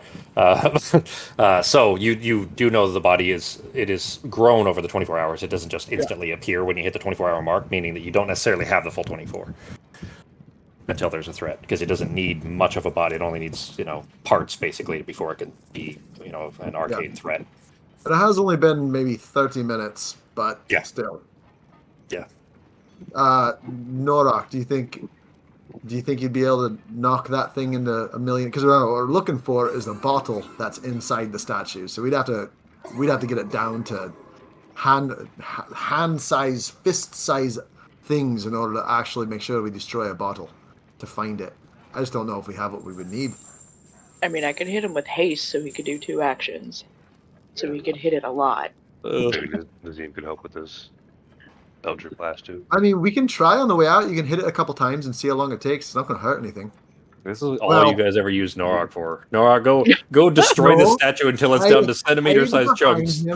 I hide behind him. Yeah, you use him as furniture. You use him as a mobile battle tank. I mean, he's the only... Look. You could take any 3 other people in the party, and we're still less than the size of Norok. We don't have a lot of mass. Well, what are we doing here, then? Are we taking any of this stuff? I mean, at this point, Sarah is thinking about it. I mean, I would vote. I mean, we did beat him once. As possible. Nazim is pretty cash poor at the moment, so let's Sarah. As I am, I would still say let's leave what we can, because we always seem to make problems for ourselves. I think let's go ahead and on the way out, let's stop by and see if Norok can do much damage. I'll try a few more things too. I'm holding up my fucking elven blade. No, I just don't think this is gonna do anything against stone. So like, we can go check it out though. It doesn't hurt anything. Yeah, we can give it a try. Artemis, make a perception check, please, with advantage. Mm-hmm. Too bad none of you are dwarves. They'd be able to give us an absolute definitive answer on this. Yay! Oh shit! All right. There's a bird screeching sound coming from outside and above, but it's clearly calling for you specifically. Would P.D. Pablo have seen this bird? He'd probably clock a bird. Yeah, I mean it's a good-sized bird, like a hawk or falcon size. Good-sized raptor. Doesn't appear abnormal, or it's not. But he wouldn't let me know. He wouldn't. It just looks like a regular bird. Yeah, it's calling, but Artemis would recognize that it's calling to her specifically. Yeah. So. No. P.D. Pablo would just look at it and go back to pruning himself. Okay, I'll go out and check it out. I mean, it's the whole way outside. It's outside, not just this chamber. Are you okay, Artemis? You're looking a little weird, flustered. They're not hearing the bird call. Only Artemis. Yeah, I'm just gonna hold on. Gotta prep your so fluffy. I'm the only one who heard the bird. Just because you're attuned to that kind of natural sound with your elven accuracy thing. Okay. And it's specifically calling for Artemis. Like it's like somebody shouting your name in the middle of a crowd when you made it. Everybody else would just hear murmurs and crowd noise, so that kind of thing. Gotcha. Okay. Well, once we go back, I'll see the bird. Sure. All right. Well, I think we're done here for now. We can always come back, but let's start making our way, and we can see if we can do anything against that statue, and then we can always head out afterwards. You guys going back to the statue room then? Yeah. That's my thought. All right, I'm going to move you guys over there real quick, just so you don't have to walk the whole way back where around. Did the door get to? To get like in front of the rock?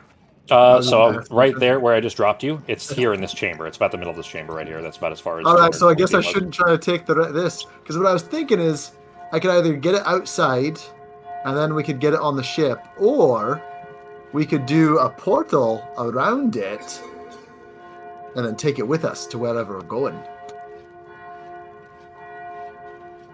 And also, if the top of uses. yeah, and if the top of it is still in here, it's not going to haunt us, right? It's just going to be like, it's still there in the other room, so it's not too bad. And he slowly drags his giant sarcophagus lid back to the other room.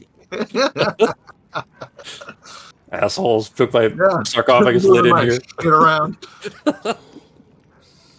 right, what are you guys doing? You're back in the statue room there. The little wisp of dry brush, like devilweed dry brush, is still burning. Still very hard on the eyes, but otherwise the statue is unmoved.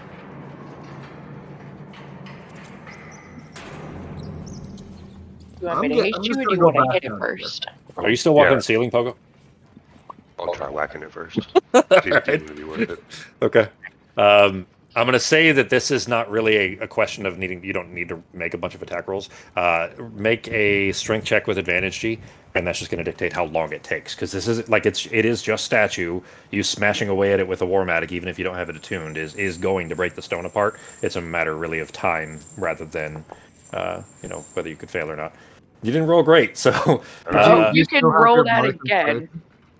Well, it wasn't natural one. He dropped the natural one from. Oh, yeah, he had advantage, right? So yeah, you dropped the one. So are you going to re-roll with your chronal inversion or chronal shift? Chronal shift. Okay. Yeah, you can re-roll it if you want. I was also going to say you could use Bardic Inspiration if you still had it. He used it. Oh no, he didn't. Then you had a 21, didn't you? No, you didn't. Sorry, Nazim had a 21, so he succeeded right from the bat. You did use yours. Okay. Yeah. And even with it, I still failed. Okay. Yeah, I didn't. Oh, another I just roll. rolled a natural. I rolled a natural 19. It gave me 22. So. Yeah. Perfect. There you go. All right. So go ahead and mark off that use, Sarah. Norok, you bring the first swing of the hammer down to the top of the hood of the head. Immediately separates it from the shoulders of this creature. Holy shit! Was not expecting that. Creature. It falls into the kind of embers, I guess, the little remains of the bowl there. Cracks the bowl in half, sends the little bits of ashes and embers down into the ground. You can see now that as soon as you knock the head off, down the kind of neck of this thing, it is hollow. You don't know how far back it goes, and you can't see all the way through. Like basically, it's dust and stuff inside, but you can see that it's not solid rock through the middle of this. I'll send a dancing light in there. No, okay, so it's filled with like rubble. It's not solid stone. Oh. It's filled with like gravel and shit is what I'm saying. It's not like it's just not solid rock like the exterior of the thing is. But with a 24 or with a natural 20 anyways, G, you feel like you'll be able to get the way, at least into the middle where you expect this thing could potentially be. If it is inside the statue, it'll probably take you 15 minutes to do. So yeah. By the way, if I had known it was built like a Easter bunny, I would have had much higher hopes for this plan. So good job, everybody, for proving me wrong. Well, I mean, keep in mind, if you have to put an object inside of it, of course it has to be hollow in the middle. You know what I mean? No, what if you just took a bottle and then just poured a bunch of fucking poured like concrete around it? Yeah. Okay. That's what I was imagining. Just a little thing just hidden somewhere in that bullshit. Think more like carving a statue, but you carve out a hole in the middle of it, fill that with gravel and objects if you needed to, and then continue carving the rest on top. Anyway, so it's going to take Norok probably about 15 minutes to get through that. If he's going to continue, are you just going to keep smashing, G? Yeah, I'll keep going unless everybody wants me to stop. Okay. No, because if we can get rid of that, then we can take all of his stuff. I guess. You have me very scared now that something's going to creep up behind me and murder me for some strange reason. For stealing a little gold that's thousands of years old. Well, I mean, Norok almost died because of that, so just let you know. But if we can get rid of it, then we'll be fine. The body that is in that the thing, the tomb, the sarcophagus, it was like a snake body, right? Like it kind of the bone structure matched the thing that we were fighting. Mm-hmm. All right. It very clearly was the immortal body of the Lich thing. Right. Just want to double check that as there's no other. Yep. Maybe he's got a twin. Just double check. All right, Norok, you got this. Big, strong man. All right. What is everybody else doing? It's going to take him 15 minutes, so. Kind of distracted by the bird. If Arteme is going up top, I will follow Arteme, and I can just get there with my spider feet. I can get up top. I was gonna wait till we were done, exploring, go up top, but I'm kind of distracted. I'm gonna take a cursory look around to see what's around the place. Inside? Yeah. Okay. I mean, in this chamber, you guys kind of looked at it pretty thoroughly before you went out that door. So you've kind of seen everything in here. There are inscriptions and kind of old, long gone frescoes. You can just see where kind of etchings had been and just these vague discolorations of the stone. You can't see, paints or all that stuff is long since gone. You can tell that that's, where they had been at one point, and small etchings in the walls and things like that. None of it language, so it isn't. It's not at best, it's cuneiform. You guys know what cuneiform is? Yeah, is that how it's pronounced? Because I always thought it was cuneiform. You know what? I feel like don't know that I've heard I it. feel like you might be right because you're right on a lot of things. So I mean, I don't know that I've ever heard it said out loud. Topics. I mean, it's read or it's written rather as cuneiform. That's that's how it's spelled. But it could be a reader's vocabulary kind of thing. So interesting. Also, I am going to go ahead and I'm going to use a 3rd level spell slot to start putting together a circle of return back to our ship. Because if I remember correctly, the ship is that where we're going next.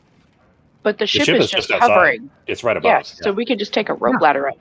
No, fuck that. Instead of wasting, do not waste the component. Listen, all right, listen real quick. We do this. I'm going to do it right next to that giant gold door. Yeah, I knew what you were doing. And Norok my God. Do we think Norok is strong enough to pick that up?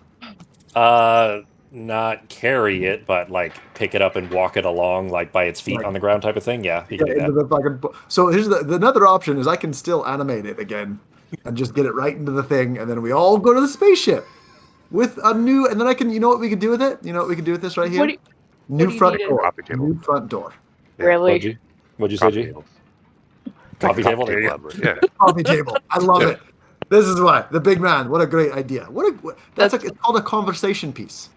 It's gonna be your bedroom door on the ship. Yeah. I actually really like the idea of it being the coffee table or like a nice. It could be our dinner table. We'll have that as the dinner table. We can all, it'll be nice. Beautiful. She's just gonna look at him and just start prestidigitating all the poison, dirt, everything off of this thing. She is not gonna eat on it if it is nasty. No, yeah, but so anyway, I am gonna go and I'm gonna start making it right in this main room next to the door, on the floor door. Is there anything like any other rooms to explore? You guys went through what you can get to, I guess is what I'm saying now. There was a giant hole that leads further down, and you guys didn't go down that way. But it didn't look safe to go down, I guess is what I'd say. It was a big hole that you guys jumped over. Okay. And, yeah. You guys are actually at the apex. You're at the top of a pyramid, and that pyramid is just completely under sand. That's where you're at. Oh, interesting. Yeah. Gotcha. Most pyramids just a fucking stone anyways. They don't have a lot of things. There's going certainly on stuff down there, yeah, but it is you guys are basically just this is the last bit of it that was still sticking above the sand. Well, actually, even this isn't. Obviously, it was just just the very last bit, and you guys had to drop down into it. But yeah, the rest is just under sand. You do know though that the sand moves, over time. So sometimes this place might be visible, sometimes it may not, but not over the span of talking days or weeks or anything like that. Obviously. All right. Norok will be continuing to smash for a bit. Arteme, the bird sounds are now echoing right at the entrance to the hallway. Pogo, you can hear it now, obviously, and you and Sarah both, actually, since Sarah come out there, and you turn and look at the stone there, that giant boulder that's blocking the main entrance there, and there's a hawk standing like on the stone and squawking loudly into this kind of echoing hallway here. Okay, I'll go to the... Okay. I better speak with animals, see what that hawk's saying. It is right there. Oh, it's quite a bit larger than that, but I used Noctua's icon for it, so she's very small. But you make your way out there. It's not a special bird. It's just, it is. I guess it's Kenyan. It's an elven.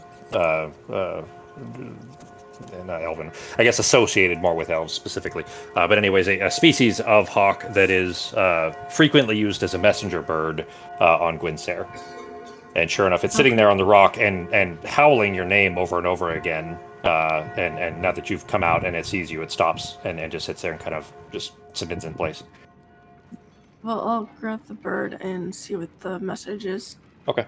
There is a rolled up inch-tall scroll wrapped around one of its feet, and it's kind of spinning in place so that you can take it off. You pull it off. The bird sits there, and it is nuzzling your hair, trying to like irritate you with its beak. It clearly expects to be fed. I'll pet the feathers. Yeah. Read the message. It expects to be fed. It's going to keep irritating you until you feed it. So. Okay, I'll give it a bit of food and pet its feathers. Okay. And then read the message. Okay. You unfurl it. The bird hops off up onto the boulder. It just sits there, kind of looking around the chamber, looking at the spiders and everything. It may, looks predatory. It's at the very least. The message it's hastily scrawled and looks.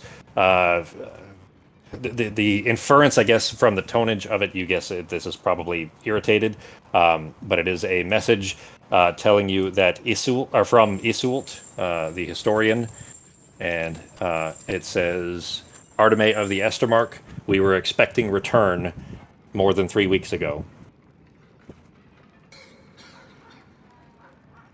And there's space for you to write back. Okay. I'll write back that I still need it for a little bit, and I'll return it as soon as possible. All right.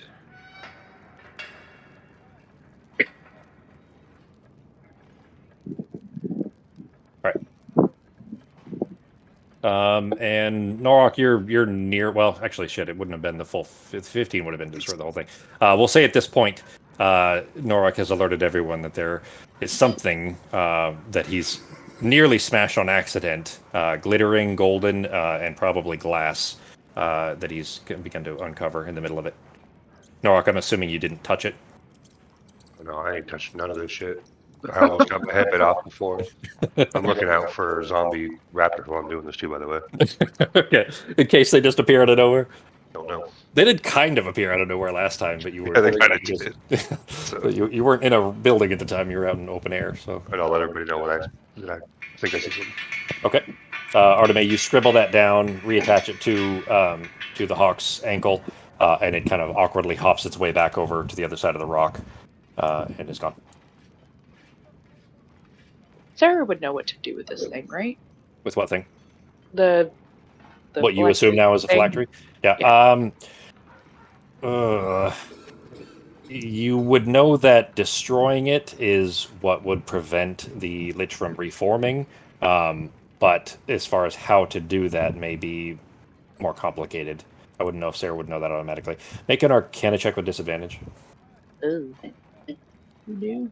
Ogo, you were intentionally drawing it slowly? I'm drawing it in 15 minutes because I figured that's about how long it takes for them, and then I'll. The way this is, once it's drawn, then we can use it. It doesn't have. No, it fires off immediately as soon as the investiture ends. That's it. What I'm going to do is I'm going to I'll just kind of. I mean, I can kind of slowly do it and not completely finish it, or do I have to like nonstop? I mean, that's what I'm asking. I guess if you're intentionally trying to delay it, that's fine. So it would need 3 spell slots, so you would just do 2. Yeah, I'm gonna be just letting everyone know that I'm drawing it. So yeah, you have a window, let's say, between like after the 15 to delay it. You could delay it up to a total of 20. 30 minutes. More like 5 minutes or so of a window, let's say, like 15 to 20 minutes. As long as you guys are in there before the 20-minute mark, you could put the last spell slot in and then fire it off. That makes a lot more sense. I wasn't 100% sure on the spell itself, so what I would have done is just use the second level slot. Okay. And I would tell everyone they have 13 minutes. We have 13 minutes, guys. Then we need to get the fuck out of here. All right. Sarah with a 19, you do feel like you can like just physically mangle it, but unless it is dropped in the fires of Mount Doom type of destruction, you know what I mean? Like physically smashing it to bits is not going to prevent the lich from reconstituting. It would need something a little more arcane oriented, let's say, to destroy it. Is it like a magical effect? Could I dispel the magic on it? No, this would be like destroying a magic item, like an extremely powerful magic item. Space. What if we what? Put it into space. I mean, so realistically, you guys know the creature reforms at the phylactery. If you throw it into space and it doesn't fall back to the planet somewhere, meaning you'd have to be out of orbit, obviously, for that to occur. But, if you could shoot it far enough away that the gravitational pull of the Earth wouldn't take it, or, move close enough to the moon, maybe, you don't know.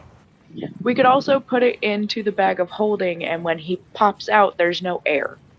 Although he doesn't dead. So the next time you open the bag, he's just going to hop out very angrily. Yeah, he can't quite fit through the hole, so he's just kind of shoving his snake face through the mouth of the bag. I mean, maybe we should just take him to space.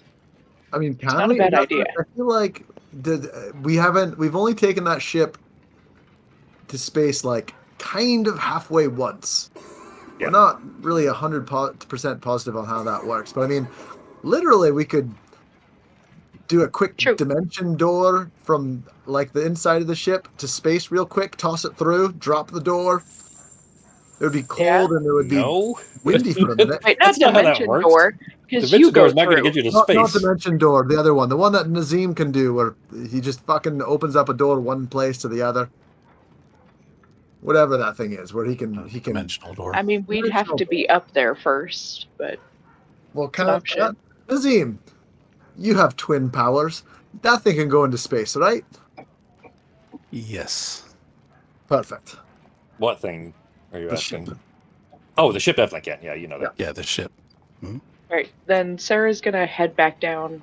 Arteme, do you want to bring the bag of holding, or do you just want me to take it down there? I'll bring it.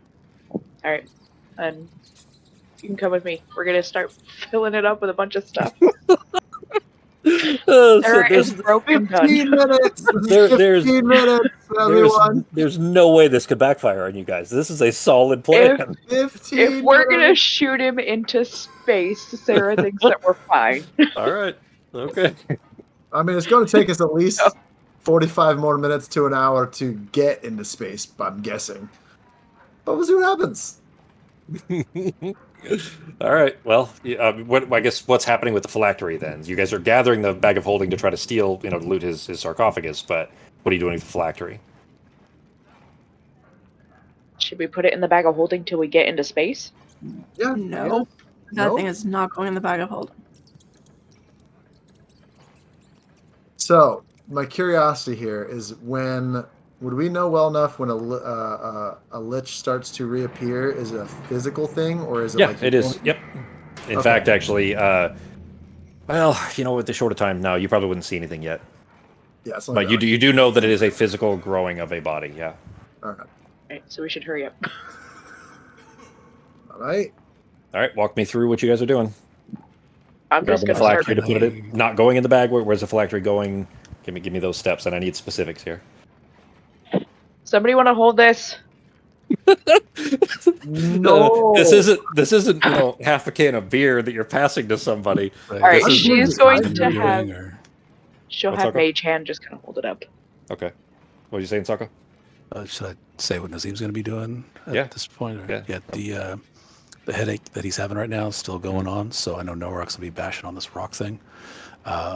I'm just going to kind of step out for just a minute, but as he finishes, I'm going to come back in the room and inspect that glittering item down there. Okay. So what you see amongst the kind of gravel, Norak has stopped bashing at it just to avoid inadvertently, breaking it open or anything. What you see is the top of a crystalline vial, I guess, for kind of like a decorative. You would see these, like a decorative bottle, I guess, with a stopper on the top that is stuck in place. But it's basically like a crystalline, almost potion-looking style bottle with a stopper stuck in the top and with gold filigree around it. Otherwise, looks plain. Doesn't even look particularly valuable. In fact, if anything, it might look a little bit like fake. Have we considered taking this if we're taking everything else? I'm going to take the fucking lid to the thing, so you take whatever you want. Hang on. I thought you were asking about the glittering gold thing inside the statue, which is the phylactery. Is that what you were asking about, Sarko? Oh, yeah, you said a little while ago, I think it was like 20 minutes ago or so, he was bashing the statue that he was at. Yes, yep. He smashed the statue open, and that's what you assume the phylactery is. That's where the spirit of the lich went to, is that bottle. Gotcha. Okay. That's all I need to double check. Then I will step away from Norak and the noise for the headache. Okay. He stopped smashing, so it's gotten a little quieter now. Yeah. So Sarah's going to pull the phylactery out of the gravel with Mage Hand? Yep. Okay. Nobody else is going to do it. She'll just kind of have it floating there. All right. You're just going to carry it around via Mage Hand the whole time? You do have to use your hand to do that, remember? I know. Okay. All right. So Sarah is just holding this phylactery and kind of walking around with this, floating nearer anyways, at the very least within, a foot, couple feet, something like that. So what is the rest of the group doing? 12 minutes, everybody. I'm going to prepare for a huge freaking ambush. We're stealing so much crap out of here. We're pissing everything off at this point.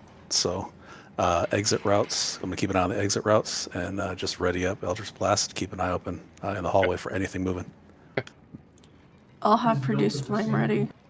Well, all right. So I guess if you're all kind of preparing for this for So an ambush here, who's going to get the loot? Is who's going? Yeah, is anybody going to go steal shit or what?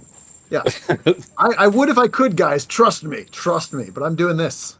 That's where Sarah is headed. If she has to, she'll only use one hand, I guess. Okay. All right. So That means little she doesn't Sarah, really have an 3-foot Sarah, option. carefully, awkwardly climbing up the side of the sarcophagus to try to one-handedly steal loot out of the thing. Go to. Norok, you're gonna go loot. Yeah. All right. So between Sarah and Norok, rather, you can gather up in the 12 minutes. Let's say you can gather probably half of the gold bars. So it'll be, call it 16k worth of golden bars. All this is, I assume, going in the bag. So Sarah, you got the bag from Arteme? Yeah, I'm with her. she- Like, I'm beside her, but I have You're a looting Produce too? Flame ready. Okay. I could help because a Produce Flame is just a cantrip, so it's not really like. With you helping also, we'll say that you guys get about 30k worth of coinage. I'll keep notes of all this for you, so I can put it in the bag for you too. Of gold bars. There are platinum coins and things like that too, but you would probably focus on the more expensive, obvious objects first. You grab a few of the art pieces. I'll put those in the notes. Sarah, in going through all of these, what's up? So we're acting like kleptomaniacs here, just in case. This isn't the first tomb they've raided and stolen all the shit out of, so they have a little bit of experience in stealing This shit. is the third one. Yeah. You raided 2 pretty early No, on. 4th. Well, Yeah. 4th if you count Tahakapan, yeah. That was a different culture, but yeah, it's the 4th time you've raided an important tomb of someone. Are we British? Are we British? Yeah, really. You guys gather all the things you can. I would say that you probably would leave the vials just because they don't look particularly valuable, and that whatever concoction they previously held is likely no longer viable. It's probably not working anymore. But you do empty out a good bit of it. There's still about a quarter or so of the gold is still left, of the gold coins or gold bars rather, and coins, and a few of the smaller art pieces that you're not sure on the value of. There is a very tantalizing scroll case still sitting there, but with the amount of unhappiness that brought, what happened to Sarah when she grabbed it, when she grabbed the last one. You're gonna lose an arm. You don't have to. You don't have any. With a cloth, bring my hand to be able to bring it as like a historical thing for the elves, if I can. Right. As a peace I'm not offering actually physically touching it. Yes. All or right. having the sage would Sage discourse? Okay, yeah, would sage discord for a bit too long. What? That's gross. Yeah. All right. So you do carefully then grab that. Is all of that going in the bag of holding? Yes. But the phylactery is not. Warning, everybody. I'm working on 5 more minutes. All right. Okay. So the phylactery is in Sarah's floating mage hand. You guys make your way back to the, having gathered 30k gold bars, silvers and gold brooches, obsidian statuette with gold fittings all over it, and just a ton of valuable art pieces. Probably another 3, maybe 4,000 worth of those pieces, depending on who you sell it to. Don't worry. The ship in opulence here. Eventually, we'll give them to a museum. Well, those, if you sell it to people in Old Vabby, you're going to get more money for it than if you try to take it elsewhere, just because these are important relics there. But you also, of course, have the hood and what you assume is the hood. Yeah, Sarah is also looking for anything that may be magical while she's tossing stuff in. Okay. You don't see anything obvious with it. There are some minor, very old, basically think objects that have probably lost the majority of their enchantments by now, just with age, potentially in there. But nothing that stands out without taking a little more time to identify. But there potentially are amongst the jewelry items in there that you did grab.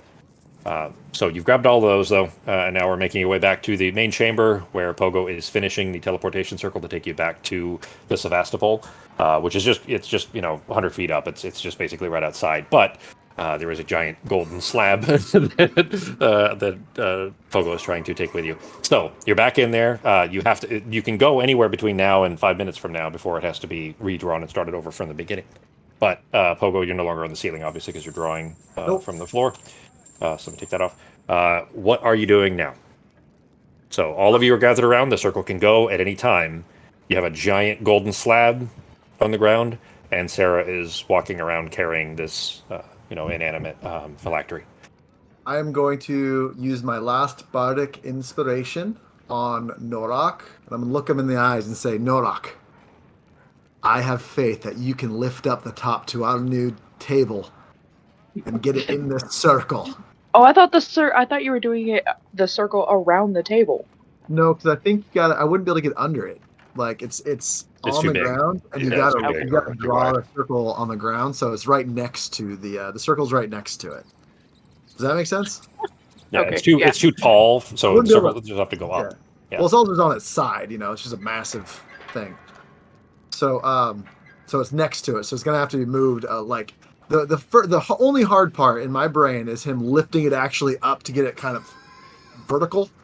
And then I think he'll be okay, but that's like the deadlift. That's gonna be rough. Yeah, so it is a solid deadlift from one corner without getting your fingers underneath it. It's gonna be very difficult. But Norak, you can stand it up and kind of, if you needed to, you can kind of walk it. You know what I'm talking about? Like kind of lift up one corner while one corner's still on the ground, and then move it that way. You see what I'm saying? All right. Can I just say you can made the circle on the wall and then just pushed it through? It would have been just as hard to pick it up, though. It also slam on the other side. Potentially very dangerously on the inside of the Sevastopol. So why are we taking this thing anyway? It's a solid gold coffee table. Because Pogo is a kleptomaniac. Most of us could sit around this table and have a nice meal. Okay, I'm not eating off that thing. Well, I already used prestidigitation and cleaned it all off. It needs a little cleaning. I'm still not eating off that thing. Maybe we put some little rubber footies and a piece of glass on top of it. So it'll look so Art Deco. It still has literally the engraving of a giant dead snake man on the face of it. So I don't know how appetizing that is for you guys, but beautiful table. Yeah, I am not eating off that. I'm telling you, some rich guy is gonna want this table, and it's a story piece. You ever go into someone's house and you're like, "Oh, that's interesting." Everyone's gonna want to hear this story. No, I'm just seeing this is gonna make my shield so happy. Oh my god. You got a 2-minute warning here, guys. 2-minute warning. I'm keeping an eye on the phylactery as well. Okay. I'm almost done. What you doing, G? I'm in a rage, so I know for sure that I'm so angry I can't fail at deadlifting this massive piece of gold. All right. With an extra D12, let's see what happens. If I need it. On the exit. I might need it. Yeah, you might need it. Yeah, you try to get your fingers underneath it, and it's just slipping up the sides of this kind of clean, smooth gold side. Go ahead and add your inspiration, G. Well, all right. I mean, you lift it up, and you don't get your fingers underneath it in time, and it just slams right back down to the ground. Oh! It might be missing our table, guys. I'm done. I'm almost done. So, I think that's it. I think we lose our coffee table. It's okay.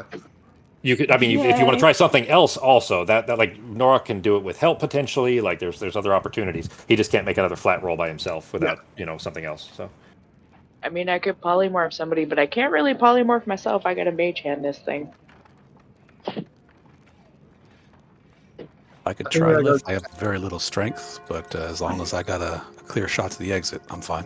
I could help. I can make you a giant ape. Yeah.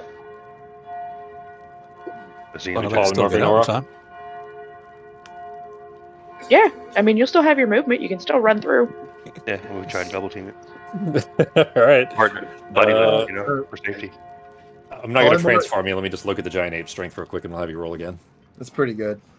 It is 23. Yeah, it's a +6, G. So go ahead and make another strength check with advantage. Well, just roll a d12, actually. Sorry, G. Or sorry, a d20, rather. It wouldn't be your strength this time. So instead of 4, it's 6. So it's 25, yeah. Okay. All right. So as the giant ape, you are awkwardly claustrophobic in this room here, trying to lift this thing up, but you are much taller now. Anyways, to be able to kind of give yourself additional leverage with your arms, you push the corner of the far side of the plate against the wall, and then lift up on the corner now that you have leverage against it instead of it just sliding away. It does lift up. You are able to kind of hold it standing up the way that you might, if you were holding a door, for example, and you are easily able to kind of maneuver it if you need to get into, well, you feel like you'll be able to anyways, into the circle when it fires. So what are you guys doing? You got probably 90 seconds. Better get moving. All right, so you're going to finish the circle, Pogo? Yep. All right, the circle flares open in blue. You all know that you have 6 seconds to get in. Everybody just running in, including Norak with the plate? Okay. Yep. All right. Then I did not have... Let me see if I didn't check that scene actually for the Sevastopol. I should have done that. Let me see if that should. Hopefully, it's still fine, but I haven't checked it since the update. So let's see. Let me activate it. All right, it is actually nighttime. It's not daytime anymore. Oh, and parallax is broken, so that won't look good, but still get the idea. All right, so you all teleport to actually in the circle room, so you'd actually be inside where the circle is, inside the Sevastopol, but you do teleport through it. Everybody reappears on the deck, or inside, rather, the Sevastopol, floating above. Everything is fine. It's still relatively dark in here, but Sarah, there's nothing in your mage hand. In fact, you don't have a mage hand at the moment. Oh, no. Mage hands do not go through a teleportation. It's not a creature. And it's not an object, it's just a magical effect that ends when you teleport. We should have put that shit in the bag of holding. Right, let's go ahead and throw that let's get into space so we can throw that thing away. I don't have it. No, you don't have it. Nope. Sarah dropped it inside. It's still down there. Yeah, why I was being so specific about what was happening there is that Sarah was holding it with Mage Hand, but Mage Hand doesn't teleport. This is Pogo bringing this up. Oh, okay, I'm sorry. Yeah, no, I just look at him totally horrified. Okay. Well, I mean, I don't have it. As this giant piece of gold falls. Well, I mean, Norak is still a giant ape. He can hold it, so he still hold it. We have to go back down and get it. Norak, you put that inside real quick, and I'm gonna hold on. I'm going to try to give him dancing or visual instructions. You put it through there. You are strapped to the wall. Like this. Dick. Yeah, so I'm just trying to get him to move it inside. All right. Norak, you do understand the miming he is making, trying to give you instructions to take this giant, gargantuan lid inside. All right, I'm going to start moving it. Do we have a ladder still attached here, straight down? I mean, we also have the broom. Just fly down. I'll go with you. If you want to just go down real quick and see if we can grab it and fly back up. I mean, we can do that with Mage Hand. Yeah, okay, let's do that. We can each do Mage Hand, and then just kind of a little hot potato. Double. One on the top, one on the bottom. Yeah, just move it up. Just it can squeeze hold it together very carefully. All right, then if the plan we're gonna fly down, I guess. Okay. All right. So the two of you fly down. It'll take you 10 minutes to get there and back. To go back in. You do flying, back down and then walking up, kind of carefully. Let's say dropping down through the well, I guess you can go through the rock because you're both halflings. Over the rock, rather, I guess, into that chamber. The phylactery is just sitting on the ground there, knocked over to one side. The stopper is still stuck in it. It doesn't look like it's broken or otherwise been interfered with. You do carefully grab it then with Mage Hand. Hop back on the broom, fly your way back up. You now have the phylactery, not currently encased, I guess. It's not inside the bag or anything else. Just holding on to it. Back on the Sevastopol. It is, by this point, it's probably 8:30 or 9 p.m. Sun is long since gone down. You are kind of freely available, up in the sky anyways. You're not otherwise, noted by anyone else or any creatures or anything else. You seem safe. So what are you guys doing? Well, I mean, we need to get inside and then go tell drop this thing off.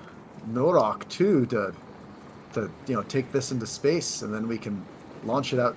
Azindi, I don't know a lot about space and this ship. Is that a port? Does anyone know how? I mean, I know we could get outside by using Nazim's magic. Airlock. I just don't know. Nazim and Nazim 2 probably know more than I do about it, but let's get that done.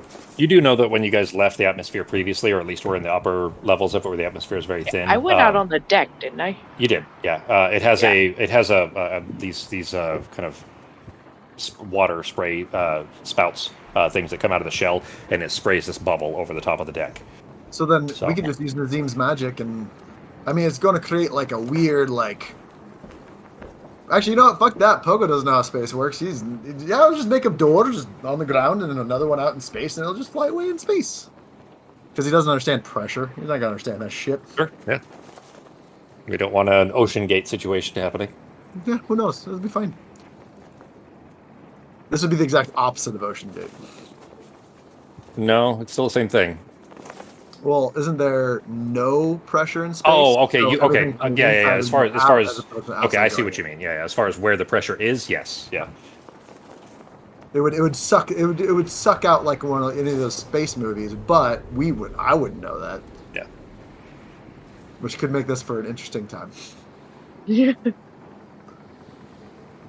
All right, then you guys will sit. We're gonna, just because I would like to get a little bit further tonight. So you guys make your way as far out as you feel comfortable with. Let's say at the very least, you're far enough away. Let's say where you could hold a thumb up over the horizon and see. You cover a continent, let's say, on the planet below with your thumb. So still, quite a ways up. I'll tell you that it would take a really long time, no matter how fast you can get the Sevastopol to go, to actually get outside of the gravitational forces of the planet itself. That's not really a feasible thing, with unless you plan on going for weeks, type of thing. Because this isn't flying at light speed or anything like that, obviously. So it's going to take quite some time before you can get to a distance where it wouldn't just fall right back to the Earth. But you could toss it out and then just hope that wherever it lands is not where you guys are, habitating. Does that make sense? Here's my thought. The thing doesn't create its body around the phylactery. It's just going to create its body back down where its body was. Right? No. It creates the body next to the phylactery. And if it keeps moving, it'll keep resetting potentially because it can't, Yes. Well, I mean, think of it like that. It has to anatomically create. It has to rebuild somewhere, atomically, not anatomically. Atomically, it has to create something, and if it's continuing to move, those atoms aren't going to be able to stick together to what was moved where it's not where it's at. So it has to be relatively still for long enough. So if we stuck it on a water wheel that just keeps going, it just will never. I would say that's too close. It would still happen. A decent amount of space. But in theory, if we leave it on the ship and just have the ship fly large circles, technically, it's not in the same space. It's constantly moving. Here's the thing. Do you remember, if we're trying to go somewhere, we can go to back to my wife's laughing at me now because I'm talking in my accent. All right, so we can go. We don't have to be. Tell Leah hi for me. Oh, Jervis is that? No, I'm laughing because I brought him dinner and he forgot how to talk. Yeah, it threw me off. I mean, we can just start taking this thing to space and doing other things, like for deep space, to get to where we don't know, if it's going to even come back. How long did you say it would take? A day? Well, no. I mean, to get outside the gravitational pull of the planet, it would take potentially weeks. Because this thing isn't going that fast. We're not talking the speeds of like the moon landers and things like that. But there is a. What's that? I don't think we have weeks. No. So let's just go really as high as let's go up for a day. We'll sleep. We'll sleep through the night. Keep moving up, and then in the morning we'll just launch it out. Norok, there was something you kind of were thinking about doing. I know it's been a few weeks before you left this area. So, up to you on how you want to handle that. You guys are kind of a long ways up already and looking down at the continent. So even getting back there isn't necessarily difficult, but you have kind of left that area. Okay. You know what I'm talking about, right? Yeah, it was with the sword, right? I mean, it's not a sword right now, but yeah. Yeah. But you don't, not that you necessarily need to, just, you guys were near enough to that place finally to go investigate, but not anymore. You guys are up in space now, so. All right, well, if we can't take this thing up into space, what if we weighted it and dropped it into the ocean? No, it'll still just reappear in the ocean, and it might even float. Well, if we weighted it, is what I'm saying. But I mean, he'd still appear. Dude doesn't need to... What if we, took it back... Oh, no, because Ozzy's not there. Never mind. I would say maybe he could, plane shift it somewhere. Yeah. Artemis... By the way, just so everyone knows, it can start reforming right now, just because the ship, technically, even though it's moving, it would reform on the ship, because the ship, it doesn't work, physics-wise. Yeah. It would still just be able to reform on the ship, so we got to keep an eye on that, too. Which Nazim had actually mentioned. He said theoretically, if you just fly the ship around, it would just grow on the ship, obviously. Yeah. So theoretically, in that if if it was not attached to the ship in some way, sure. The idea is sound, is just this is too big of a ship. Now, if you took a swallow and attached it to the leg of a swallow. Swallow. Yeah.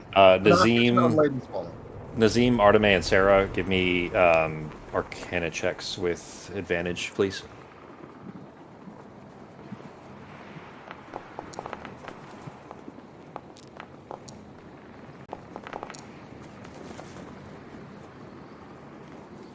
Ooh. All right. I would say that really it's starting to dawn probably for all of you that the creature, regardless of where and when it reforms, it will reform unless the phylactery is destroyed. If it ever gets the opportunity to reform, it is a very high-level spellcaster capable of teleporting itself between planes. If it can teleport between planes, it can almost certainly teleport itself anywhere it wants to on this planet, regardless of where you drop it. Even if it were teleporting from space. Bad. It can plane shift. Meaning that there isn't a means of escape by just dropping it out, unless it can't reform, unless there's nothing for it to reform to, which eventually would still happen. It would still fall to... Now, you guys may be long dead before it ever makes its way back to the planet, but it hits the planet at some point, and then 24 hours later it's reformed, it teleports itself right to your sides and does some murdering. We could weaponize this, I'm just saying. How? It's gonna come kill us. If we can't destroy it. How do you destroy it? I don't know how to destroy it. I don't even know what you're talking about. 5 minutes ago, this seemed like a great plan. It was a great plan. I mean, you guys know those kinds of spells exist, obviously, because you guys are high enough spellcasters by now. Nora could be the only one that isn't particularly, familiar with it directly, but certainly enough tangentially in the creatures you guys have fought and so on to be aware that this, if this thing is capable of reforming, which there's really no way to prevent that other than constant permanent movement where it can never attach to anything. As soon as it can, it would just plane shift. So how do we destroy it? You need an artificer. A very powerful one at that, so. Okay, we have friends.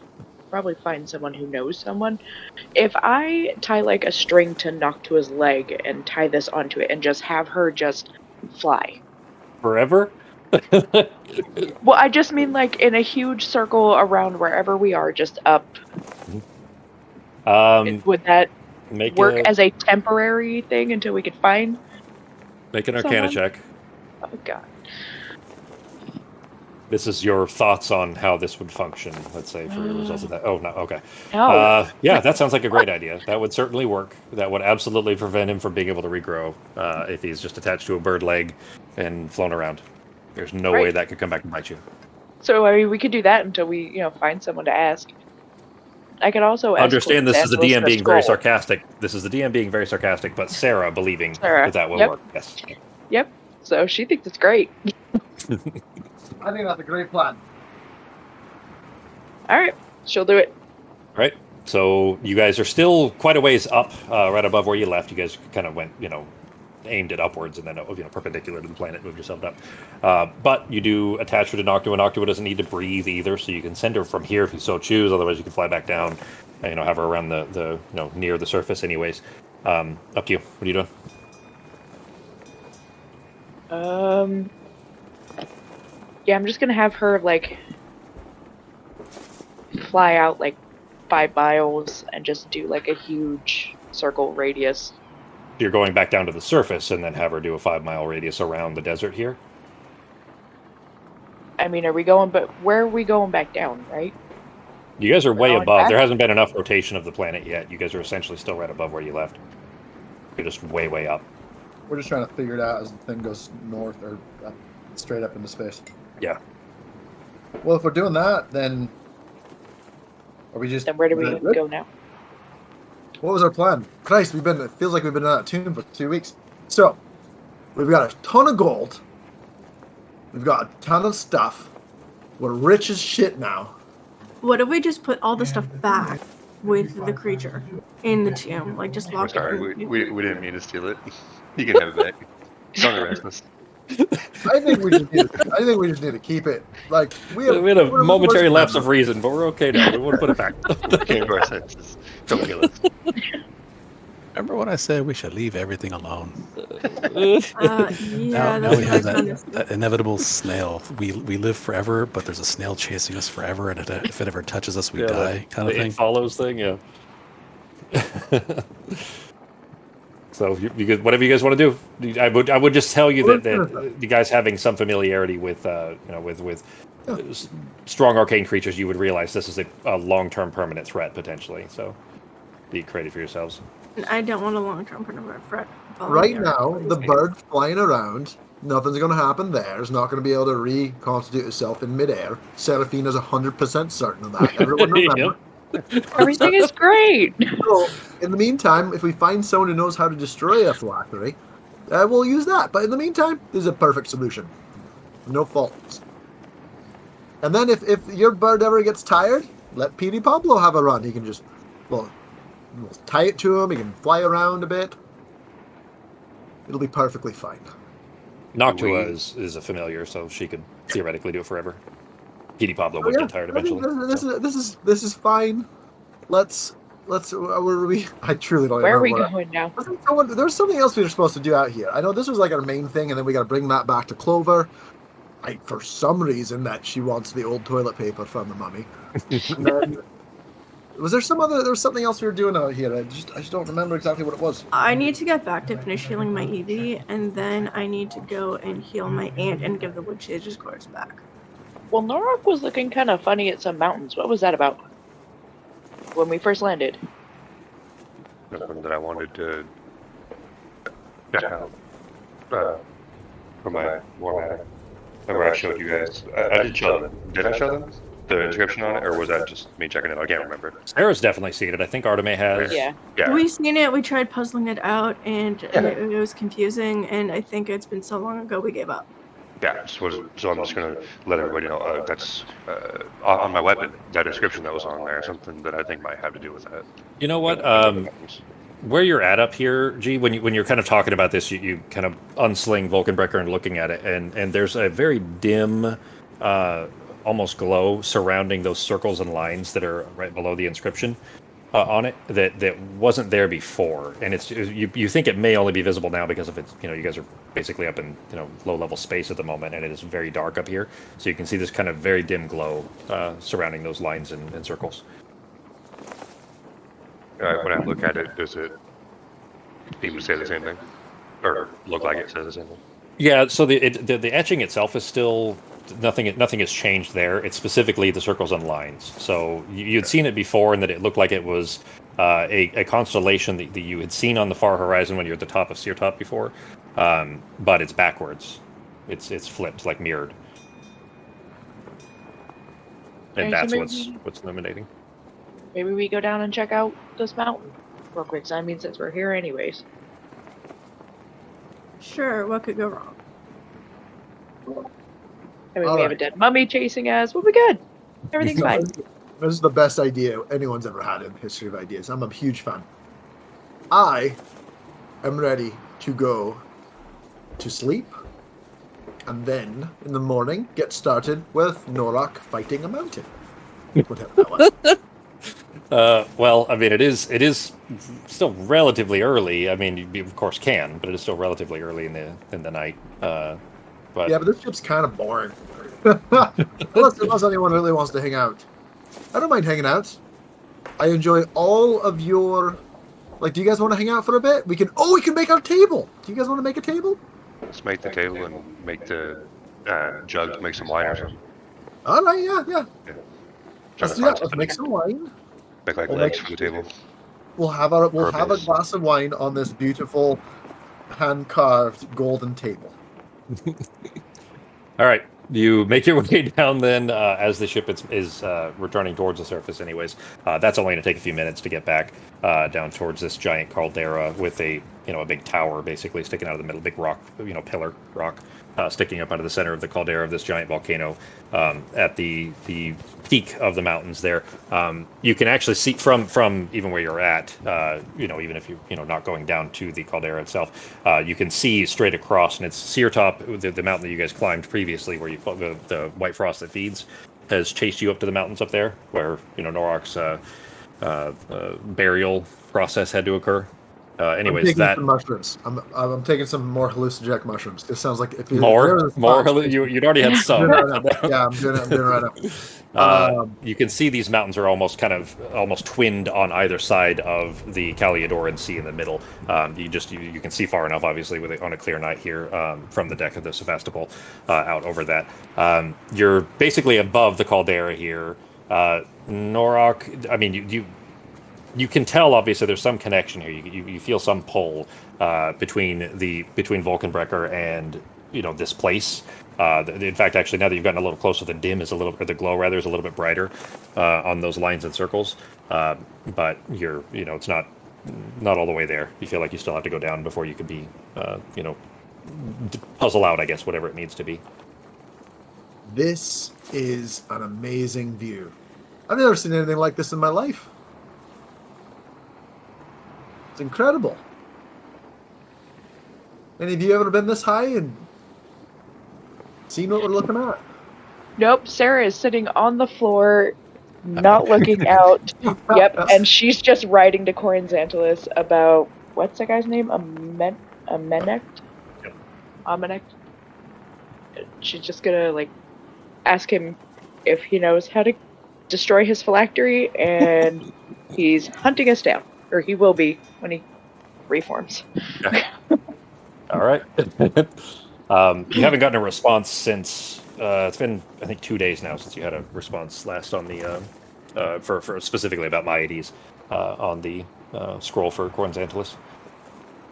But you guys are floating basically below you, anyways, is a giant caldera. Like anybody, well, Banabaki, you guys obviously know what Crater Lake is, but basically like or Mount Hood, anything like that, like a giant volcano that has blown the top, and what's left is a massive bowl that is a lake now that's just filled with rainwater. And jutting out of the middle of that is a big pillar. In fact, I'll jump us over there real quick. It is nighttime though, not kind of sunset. Anyways, you can ignore the little pictures. Also, looks like I don't have vision for this scene, so we might. Oh shit! Sorry. No, that was probably a setting I forgot to fix. So let me fix that. Let's see. Lighting, token vision off. There we go. Did it appear for everybody? Perfect. Yeah. All right. Bottom right corner there. Anybody recognize what this art is? Looking it up here. Final Fantasy, isn't it?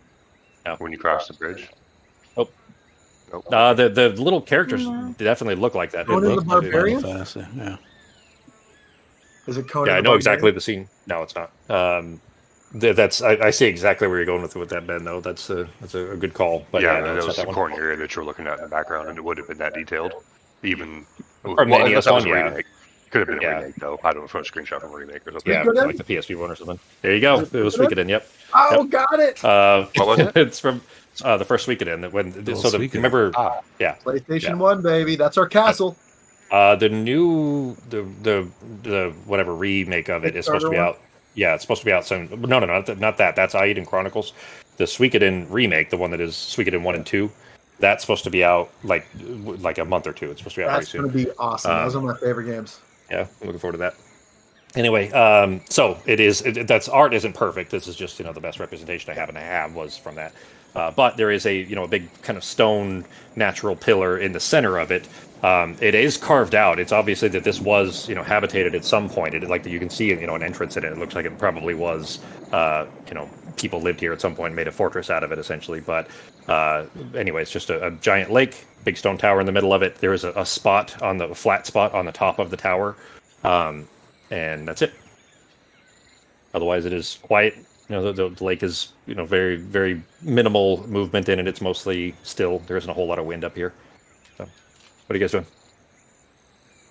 It's still nighttime, right? Yep. Yeah, it's probably 10 o'clock at this point. I'm gonna sit over the for a side short rest.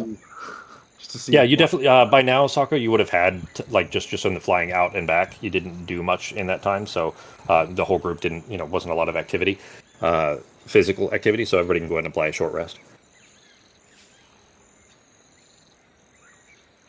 In that duration of making your way back down here. So if you need to roll hit dice or anything, go ahead. Thousands of years ago, they used to call that structure God's penis. The natives. The natives. You don't know who, but the natives. Not the natives. Sorry, How many what? hit dice? You can use as many as you want. You get half of them back every time you take a long rest. Yeah, sure, why not? What was that beat? Long or short rest? Sorry. Short rest. Okay. When we do a short rest, if you need to heal, I could bandage people up. Oh yeah, I definitely am healing up. If You you could also spare get that. an extra. You also get an extra D12. From If my you're deck. singing your song, if you're playing music for them. Sorry. Oh, you know what? Fuck that. No, I'm just gonna take a short rest. I'm getting high. Getting high as shit. Watching this beautiful, crazy, high, like flying high type thing. So All right. I'm not doing that. I'm just right. getting high and relaxing. Fox's feet. Everybody gets maximum hit. Whatever your hit die is. So Ben, for yours, for example, since they're D12s, you don't get 1 hit point. You get 12 hit points. Plus your con modifier for each one. I rolled 5. Then what would that be? Well, whatever your hit die is. So yours D6. D6s, really? I thought they were D8s. see. Let me see. D8s, yeah, they're D8s. Yeah, so you would get 5 8 times for eight. each hit die you spend, plus your 3 con modifier for each one. Nice. 8 times 5. That's an additional 40. I could definitely use that. Well, hang on, then another 15 on top of that, because you're plus 3 con modifier too, so it'd be 55 total, yeah. 55 more. Okay. That works for me. With Fox Thank spending you. time to kind of bandage everybody up. Thank you, Fox. Mm-hmm. All right, so you guys are floating above this nice peaceful scene. Pogo is trying to gobble down as much hallucinogens as he can. My teeth feel really big right now. Does anyone else's teeth feel big? How do I find my con modifier? Maybe too damp. My teeth are too damp. Too damp? Too damp. Yeah. Fox, yours is how you find it. If you go to your attributes tab, where you see your strength, con, etc., it's the +2 in the bottom left of con. Oh, okay, the +2. Gotcha. Yeah, it'd be the left side. The right side is your saves. So Okay. the left side is your modifier. So it's relatively quiet. Everybody, taking some time to kind of bandage up and cough up the last remnants of the inhaled poisons that you guys had dealt with in that tomb there. Norok, the lines and circles are about as bright as you think they're going to get, looking at the hilt of Vulcanbrecker, where the etching above that has been translated for you. That here, I'll put that in the chat here. Do you think birds hate flying like I hate running? Everybody? Thoughts? The wear in that Norok has been scratched. You don't know if that was... Actually, you do. You do know that was there before Durik, I think his name was, the Miotau that had reforged from the sword into... basically to get rid of the kind of cursed chunks of metal and turned it into a war-matic for you. That was already there, and he had pointed it out to you at that time when he had taken the hilt wrap off. And that's what's etched there in Old Mephuin, right above the circles and lines.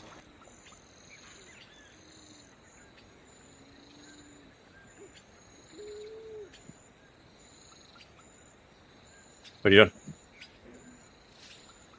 Sorry, I muted. I don't know. I guess hop out and start looking around. Are we still on the ship, or did we already hop down? You're still on the ship now, but yeah, you can. You can. Okay. You know, you guys can go down whenever you so choose. You know that now that the broom is repaired, you can fly on the broom by yourself if you need to. Yeah, you said there was Wait, a we're flat getting off spot the on the ship? top of the tower, right?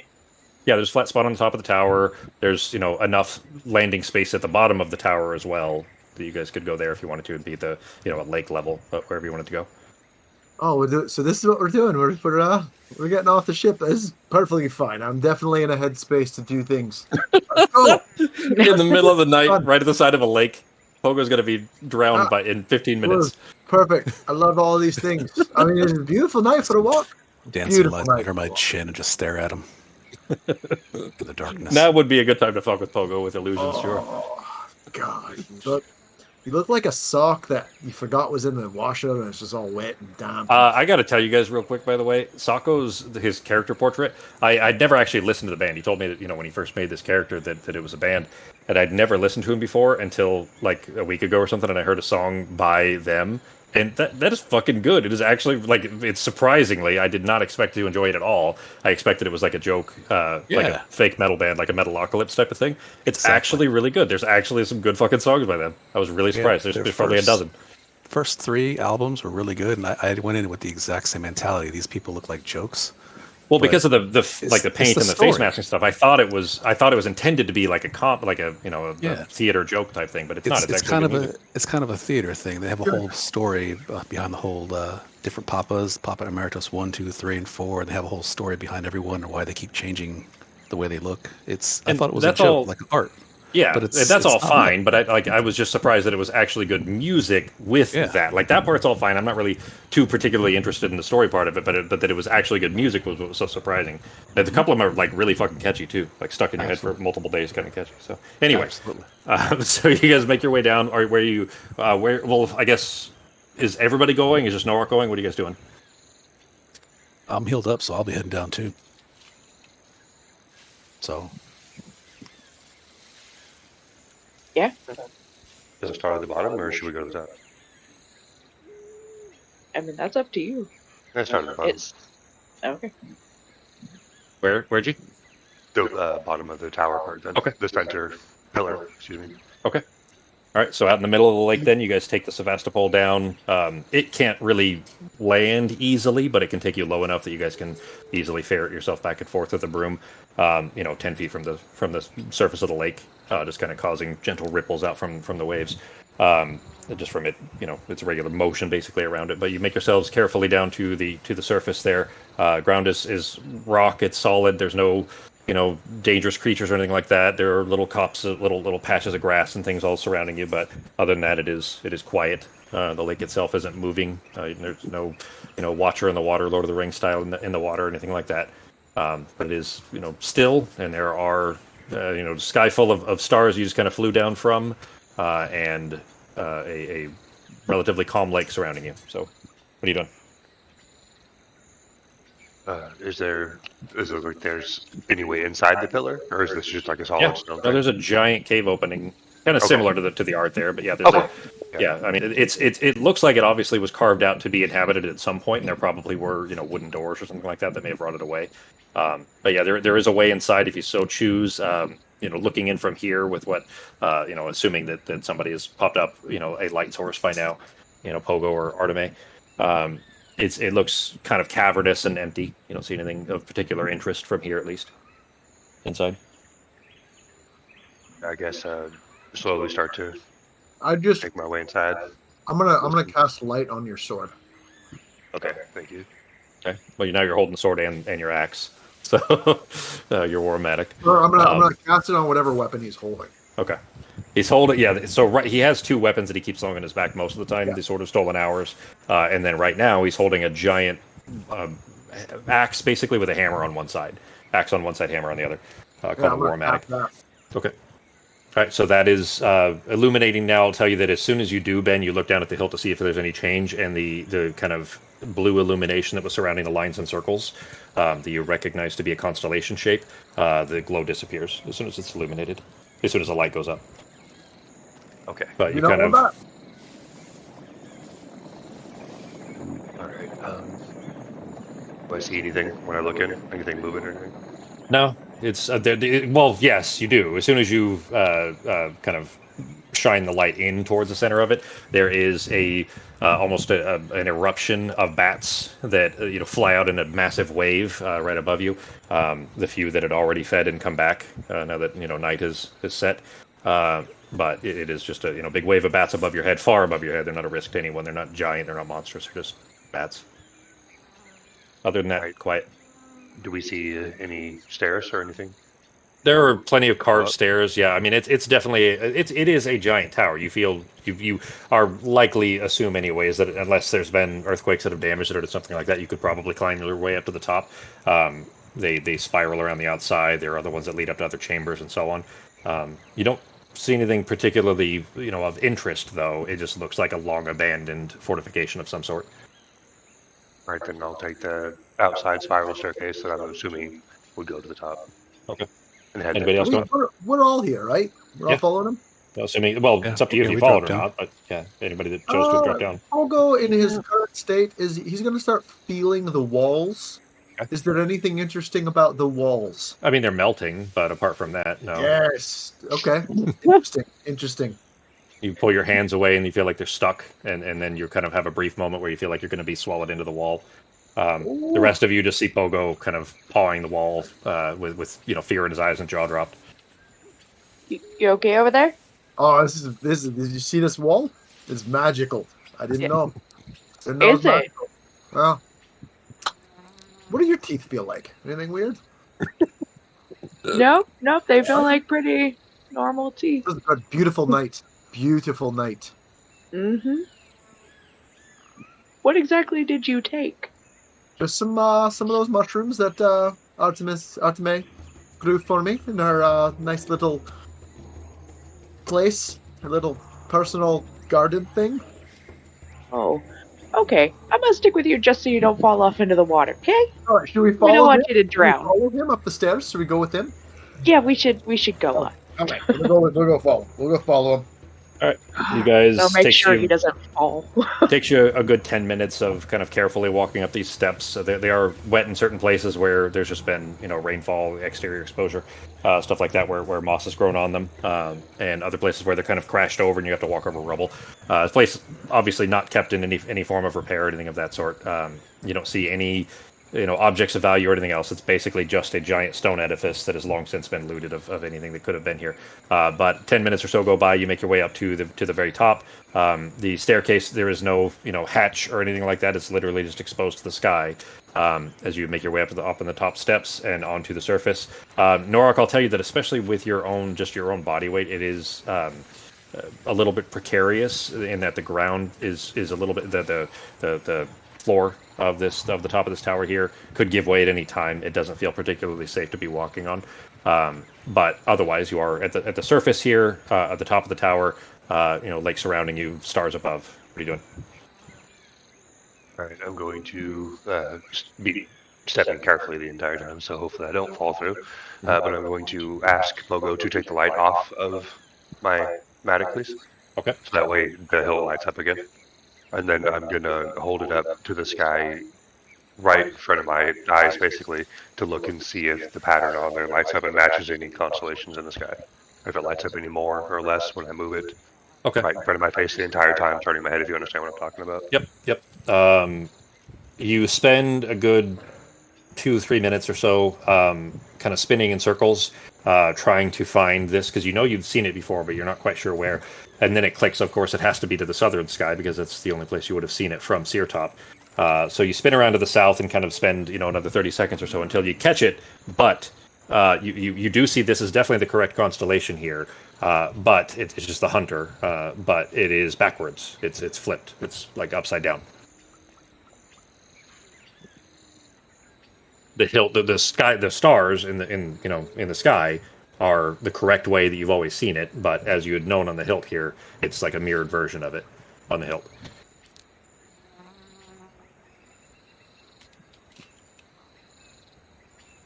Do you tell us what you're seeing? Australia. Yeah, all of you just see giant Norok, silhouetted against a dark sky where it's dark now because everybody had to put light out so that he could see the glow, kind of holding his axe up sideways and trying to kind of align this glow. You guys can see the glow on the hilt, trying to align it with different stars in the sky. Have you tried just flipping the axe upside down? Yeah, I'm going to try. Before I say anything, I'm going to flip it upside down. Yeah, and then I'm assuming Pogo probably caught me doing that. Because I'm trying to figure it out real quick. So, what about the reflection of the water? Because the water would act as a mirror. Ooh. Pogo's immediately going to start just staring down at the water. And No. Stay away from the edge. Tumbling towards the side. You can see all the stars in the reflection of this pool. You could just sit on the top of this building and just look up at the stars. Norok needs a reflection. All right, then I'm going to describe it for Pogo so he's not missing out. And I'm going to throw a little pebble in the water just to watch. You're up too high now, though, G. You're up on the top of the tower here, and you can't get that that angle right. You do feel like you probably could from the base of the tower where you were, though. All right, then I'm going to make a mental note of obviously where that was in the southern sky and head back down. Okay. I'm going to let everybody know that we might need to go to a mirrored dimension. What'd you say, Nazim? Said that message could have come from a mirrored dimension. Because it would be right on their side, but mirrored and upside down on ours. The bizarro world. All right, you guys making your way back down to the bottom then, everybody? Mm-hmm. Yep. Did we do it? Are we done? Did we finish the thing? I wasn't paying attention. I was staring at the reflection. It was beautiful. He's got to do a thing with the water first. We're not quite done yet. Remember that one time we fought that thing in the water and everyone almost died? Yeah. Pogo definitely wants to go for a swim and see if there's any new creatures in this water to find.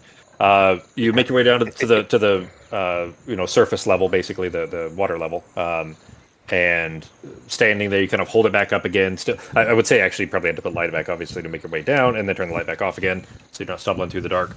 But back down at the surface, just kind of near the edge of the lake there, you hold it back up. And as soon as you found it again, it does take you, a good minute or so. As soon as you found the correct alignment again, you have to kind of tilt the axe a little bit. The alignment, the lines and circles, you kind of aiming it down towards the water there, and then back up the sky, kind of eventually figuring out exactly the spot. You align it with the reflection in the water, and the lines and circles glow a much brighter. There's clearly a visceral reaction, like an obvious physical reaction in the axe itself, as they light up in a very bright blue. Everybody else kind of seeing, Norok illuminated like a monitor, light type of illumination on his face.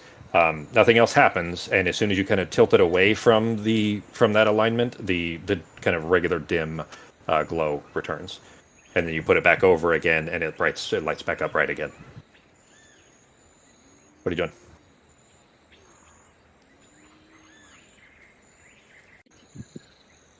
Pogo's going to start singing a song and playing his banjo,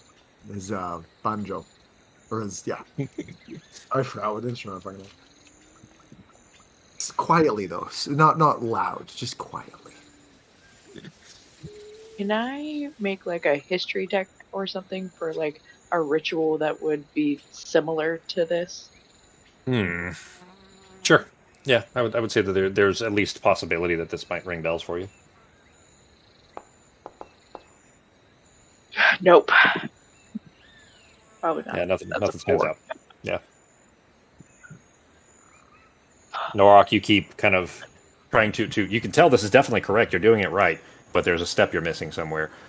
You keep kind of aligning it with the shape. Every once in a while, the Sevastopol's kind of flipping nature is sending little ripples over it, and it keeps kind of it dims for just a moment as the ripple crosses the reflection in the water. But otherwise, as soon as it's aligned again, it's nice and bright. Very very bright in your eyes when you're kind of pointed at the lake, the reflection of the water there. But nothing else is happening. Okay. When I do that, I'm going to... Do I see...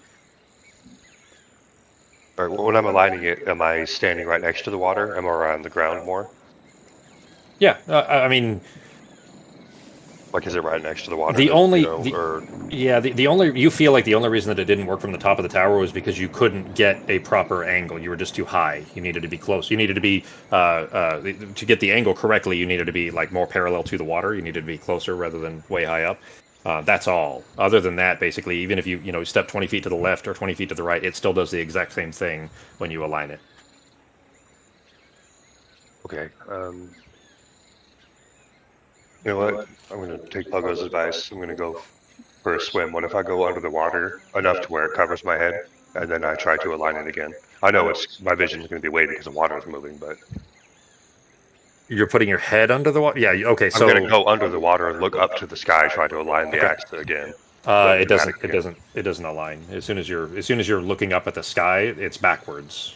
You're looking at the sky version, not the version that's etched. Pogo is going to lean into Seraphina's ear, and like with some very like wide eyes, and just kind of look at her and whisper, "What the fuck is happening right now?" I'm not real sure. We're trying to figure out a thing with with Norok's axe thing. All right. It was glowing with the stars, so I don't know. All right. So we're just all right. There's a little bit of illumination when you kind of lift your head back up out of the water enough, Norok, to kind of realign it again to get the glow back to continue investigating here. There's a lot of illumination as that, and you're kind of staring at the hilt there, and that brightness is also illuminating the phrase that's written above it. And you know that those words aren't in your native tongue, obviously they're Old Mephuan, but you had them translated, and Sarah's repeated that to you multiple times of what it says there. So you're just kind of trying to, and lack of other clues to look at further. You're staring at the words. Sarah, what does his sword say? Seek the sky where all the lights are stars. You ever notice that on these magical weapons, the instructions are written so poorly, so poorly. They don't come with owner's manuals anymore. I thought the water thing would work because, like, if it's a reflection, it did. The water thing did work. To be clear, the sky. Then I thought, like, maybe if he went under the water, because technically, then the water is the sky if he's got the reflection there. Do you know what I mean? Like, if it's reflecting your initial thoughts were definitely correct in that it did. It definitely, something is definitely happening when it's reflected off of the water first. I'm really glad that sober Justin can't figure this out, because then there's no way Pogo would have figured this out. That's fair. Norok's been carrying this thing since like the third or fourth session, maybe. He's been carrying it this whole time, so it was his main weapon for a long time. But in fact, just because I don't want to, have everything come to a crashing halt when we got 15 minutes left, but both Ben and Becky have said things in the past that were definitely correct, specifically about what is written on there, and that's kind of the last clue I can give you. But what's that? Ben has specifically told you, and you've sent me a text before that was correct. You just didn't have the rest of the things in line, and you didn't try it at the time. So yeah, I can't think of it. If I go, I'm swimming under the water a little bit more, like in that same area where I just was. Do I see anything down there? I mean, the kind of basic small sea life that you would expect to see. Small kelp and grass that are kind of waving in the minor disturbance of the water from Sevastopol. Other than that, no. Right. Very dark, but that's it. The only illumination is from the stars here.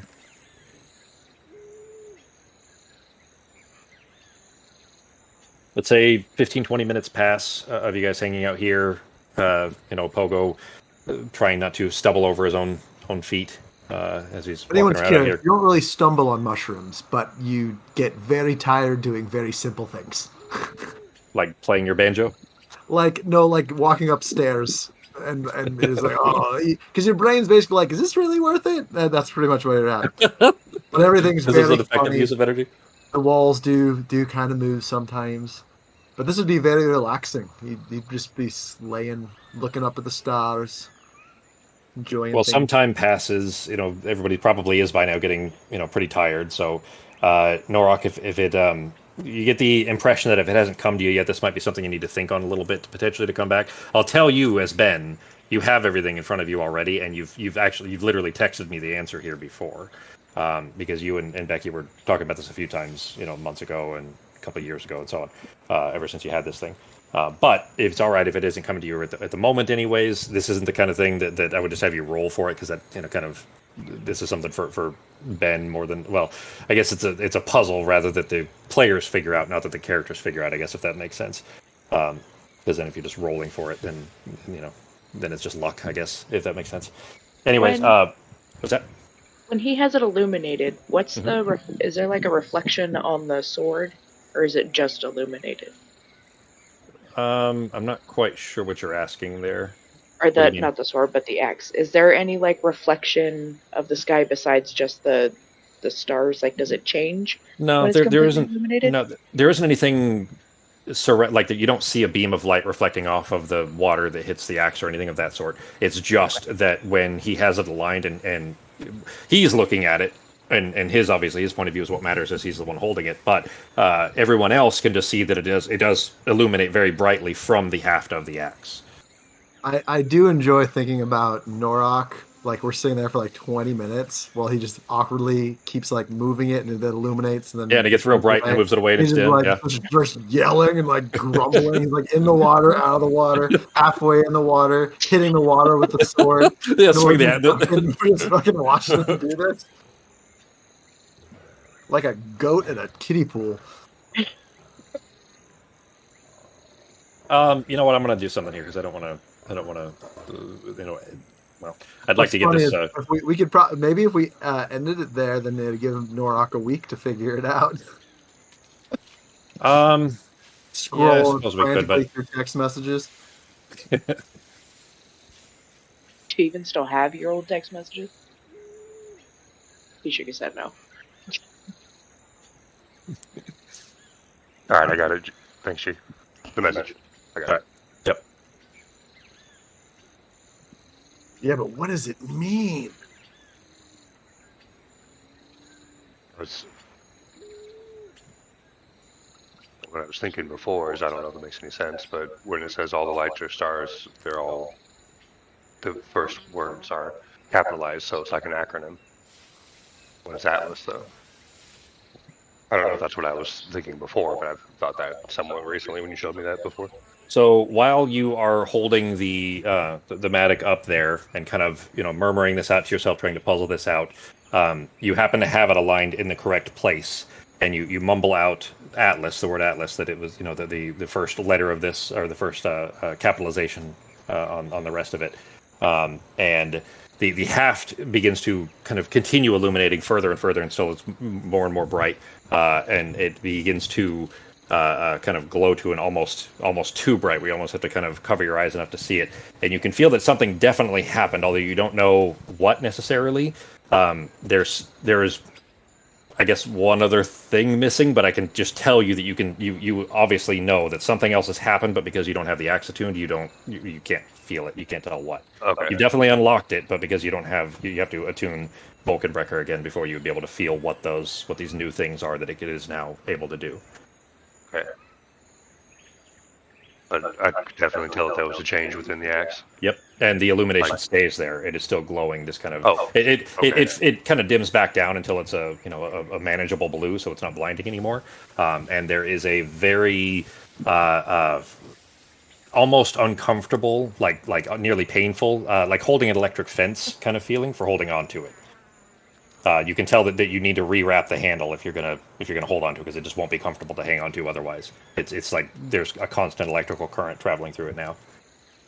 All right, then for now I'm going to put it on my back again, and I can wrap it in my cloak if I need to, if it's tingling. As long as you're not holding onto the haft of it, it won't be a problem. Yeah, it's just a matter of if you're gonna use it, you're gonna need to rewrap the haft, because you have to take it off obviously to get to the text. All right, then I'm going to let everybody know that I think I might have got it figured out. So we can go rest now, or tease Pogo and make him trip out, or what? I mean, we should definitely do that, but I think we should also start making our way back to Kettle Keep. All right. That was nice. We got to watch Norak swim. Stayed in water angrily. Yeah. Get raged at a lake. A little time. All right. Oh, was there any medicinal plants around the water? I mean, there definitely would be, but it'd be a matter of how long and how, because especially with it being dark, it would be difficult to identify. There definitely would be. I do have my light cantrip, so I would have used that and gathered a bit of medicinal herbs. Okay, but doing so would have caused Norak to not be able to see what he needed to see, so you wouldn't be able to put lights around him. I mean, you could go off and do that on your own, but you would be far away from the group. Okay, all right. Go ahead and make make 2 survival checks. We'll say it took about 45 minutes to an hour or so total. So make 2 survival checks, and then I'll give you a list of things that you recovered. So Metro one. Just Survival or medicine? You No, don't. not medicine. It'd be Close to survival. me. Yeah, Sarah's off by herself, or Artemis would be off by herself. No, it'd be survival for tracking down herbs and things like that. Yeah. What'd you say, Nazim? Oh, I was just saying. So we still have this bird floating around with the item. No, she's doing Just like a perpetually? 5-mile radius. Yeah, just kind of flying in a circle. It's kind of messed up. Man, Sarah thought it was the best idea ever. It is bird law. All right. What'd you? Just gonna say, in the bag of holding, don't we still have those manacles that are made out of that? I can't remember that, but that black iron. Otatterol. That's Yeah. Otatterol. That Yeah. black's magic. Could we wrap a phylactery in that? Or we could just wait till the thing grows arms and slap them on. Okay, yeah, something like that. Yeah. Then, That then too. what we could do there is we could just make friends with them eventually and just be like, all right, listen up.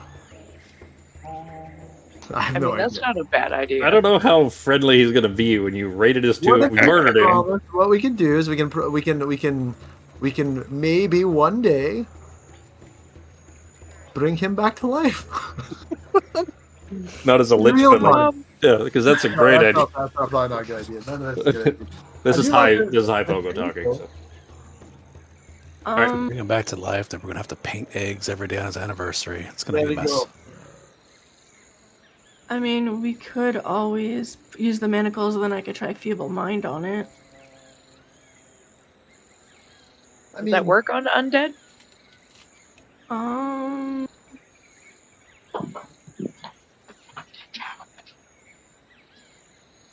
All right. Well, in the meantime, you guys, because we're getting close on time here, you guys make your way back to the Sevastopol and start aiming it back towards the Kettle Keep, I assume, or the Crow Fort. Yeah. Okay. I'm gonna That's have gonna. to do the healing on my AB. Yeah. It's still. It's gonna take you a few hours. You'll probably get there, 3-4 a.m. So you guys have The some healing time if you're going to. immediately. Sure. Well, I mean, it's you did it already. It's not been 24 hours yet, I guess is what I'm saying. You have time. Okay, Yeah, you have time when gotcha. you get there. Yeah. It was, you did that at, 10 a.m. or something like that, I think it was, before you guys had left. Mhm. And you guys will be arriving, early in the a.m. hours of the following day. So you're still fine there. Okay. But there's room for you guys if you, want to do so. You can take a long rest, or so on the ship. Is Norak going to attune Vulcan Breaker? G? Yeah, I was going to do that during our next rest. So Okay, so we if- take that. If you're going to now, just so we can get this out of the way here, if you say, an hour in that you've attuned it, you can still, you have to sleep for 6 hours of the 8, but you still have time, so you could do the attunement during that first process if you want to. Are you going to try to kind of test it out and get an idea of what it does now? Yeah, give her a few swings away from everybody, maybe like out on the deck, Okay. away from everybody. So, That's probably a good idea. So you do feel like, especially after having wrapped the haft, it is safe for you to hold on to and everything. You do feel stronger when you're holding it. It'll be +2 strength as long as you have it attuned, which will, I think, brings you to 20, right? I Yeah, think so. it was 20, so that would make your modifier up too. I'll tell you bits of this anyways to begin with, because some of it you'll have to figure out for yourself unless you attune it. But while holding the Matic and then using that intonation for Atlas, you can perform one of the following actions in place of a normal attack, and that's the important part. You can only use it this way once per turn, meaning that every turn you can theoretically do these over and over again. But any of these, there's a few things that it can do in place of an attack. You would do, like where you normally have your regular 2 attacks, or regular 3 attacks, regular 4 attacks. I think when you're 17 you get 4. It wouldn't count for bonus action attacks like your Frenzied or anything like that. But in place of one of those, you can use it to do certain things. One of which, as you're kind of swinging it around on the deck there, being careful to not be, accidentally losing it and hitting somebody with it or anything of that sort. You know that if you throw it, if you toss it to the end of the deck there, anywhere within 30 feet, the instant that Maddox strikes a surface, whether it's a ground or wall or like a creature or anything, like a solid object, anything like that, your body and any carried inanimate objects that you have with you, anything you're holding onto that are not other creatures, are momentarily transformed into a bolt of electrical energy that zaps through to the location, and then you reform at the location as normal. So you could do that in place of an attack at any time. Another one is you can, using that same kind of electrical energy inside of it, you can use it to move as per the jump spell at any time, which is triples your jumping speed, which would give you a 60-foot jump anytime you want, in place of an attack, that you could do, from a standing start. So those, and then there are some other things that you'll need to spend more time with to be kind of get an idea of or have it identified. Sweet. I guess rest of the group then we're all heading back to the Crow Fort because we're getting close to time here anyway. What is the plan for, I guess, where are you guys going next? What's your guys' intent for next week, so that as the DM I can prepare? Okay, my plan is to finish healing Clover. Yeah. And then go heal my aunt and then get back the Wood Sage's course before I get another angry letter. Okay, so that's a bunch of things that are kind of spread out a little bit there, in that you would need to go back to Gwyn Sarah and so on to do that. So is that okay? I guess what does everybody else need to do, and then tell me what, as you guys decide amongst yourselves, what it is you guys want to do, next session, so that I have things to prepare for. Okay, do we just text you or let you know on Discord? That's fine. I mean, if you want to discuss it here, doesn't matter. Either way. I'm gonna check on my buddy in his eyes. See if that situation's been resolved. Garrett in his eyes.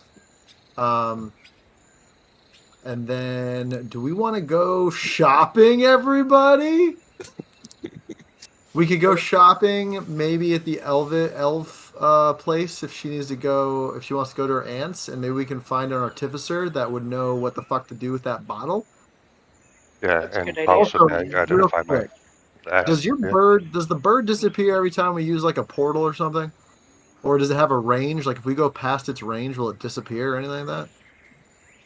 Not unless she dies, or I can make her poof back and forth.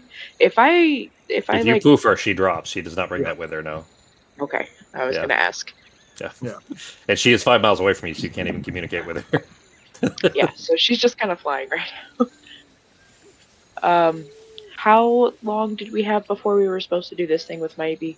Because we were going with her, right? Or were we just... For healing over? That's 24 hours. No, because Maybe was going to go into Vabby, right? Yeah. She'll be ready to go like in a few more days. She basically was, at the end of it. She's still limping and everything, and she's probably not going to ever get, full recuperation, but she's ready to go like next week. Right now it's Friday, so. Okay, and I still have like a couple weeks? Couple months. Yeah, you have to do it before the end of the week. Oh, it's still months? It's a month and a half, like 2 months, yeah. I'm good then. We can do whatever. I'm fine. I still got time. Yeah, I don't mind. We can go back to that. Now that we have so many things at our disposal, like I don't mind if we fly back and, help out with your aunt for a couple days. And I think we should just look for an artificer while we're there. Someone help out with the whole, dead mummy wanting to kill us type thing. Hey, maybe your aunt would know how to get rid of it. She hunts. She's a Tomb Raider type person, right? Yeah, she might know. She's smart. Maybe. Soft on the eyes, too, if you know what I'm saying. Minus the whole wheels thing. I'm sure she'll be very mad at us. All right. All right. Then in that case, I guess the plan then, if that's the next target. So as the DM, I can prepare it. Will be returning to the Crow Fort and then heading to Gwynsair probably. Yeah. Back to Leary. Seems All like right. it. Yes. Okay. All right. Then we will pick up here. Let's see. Next week is the 22nd. Anybody not able to do next week? Should be fun. So next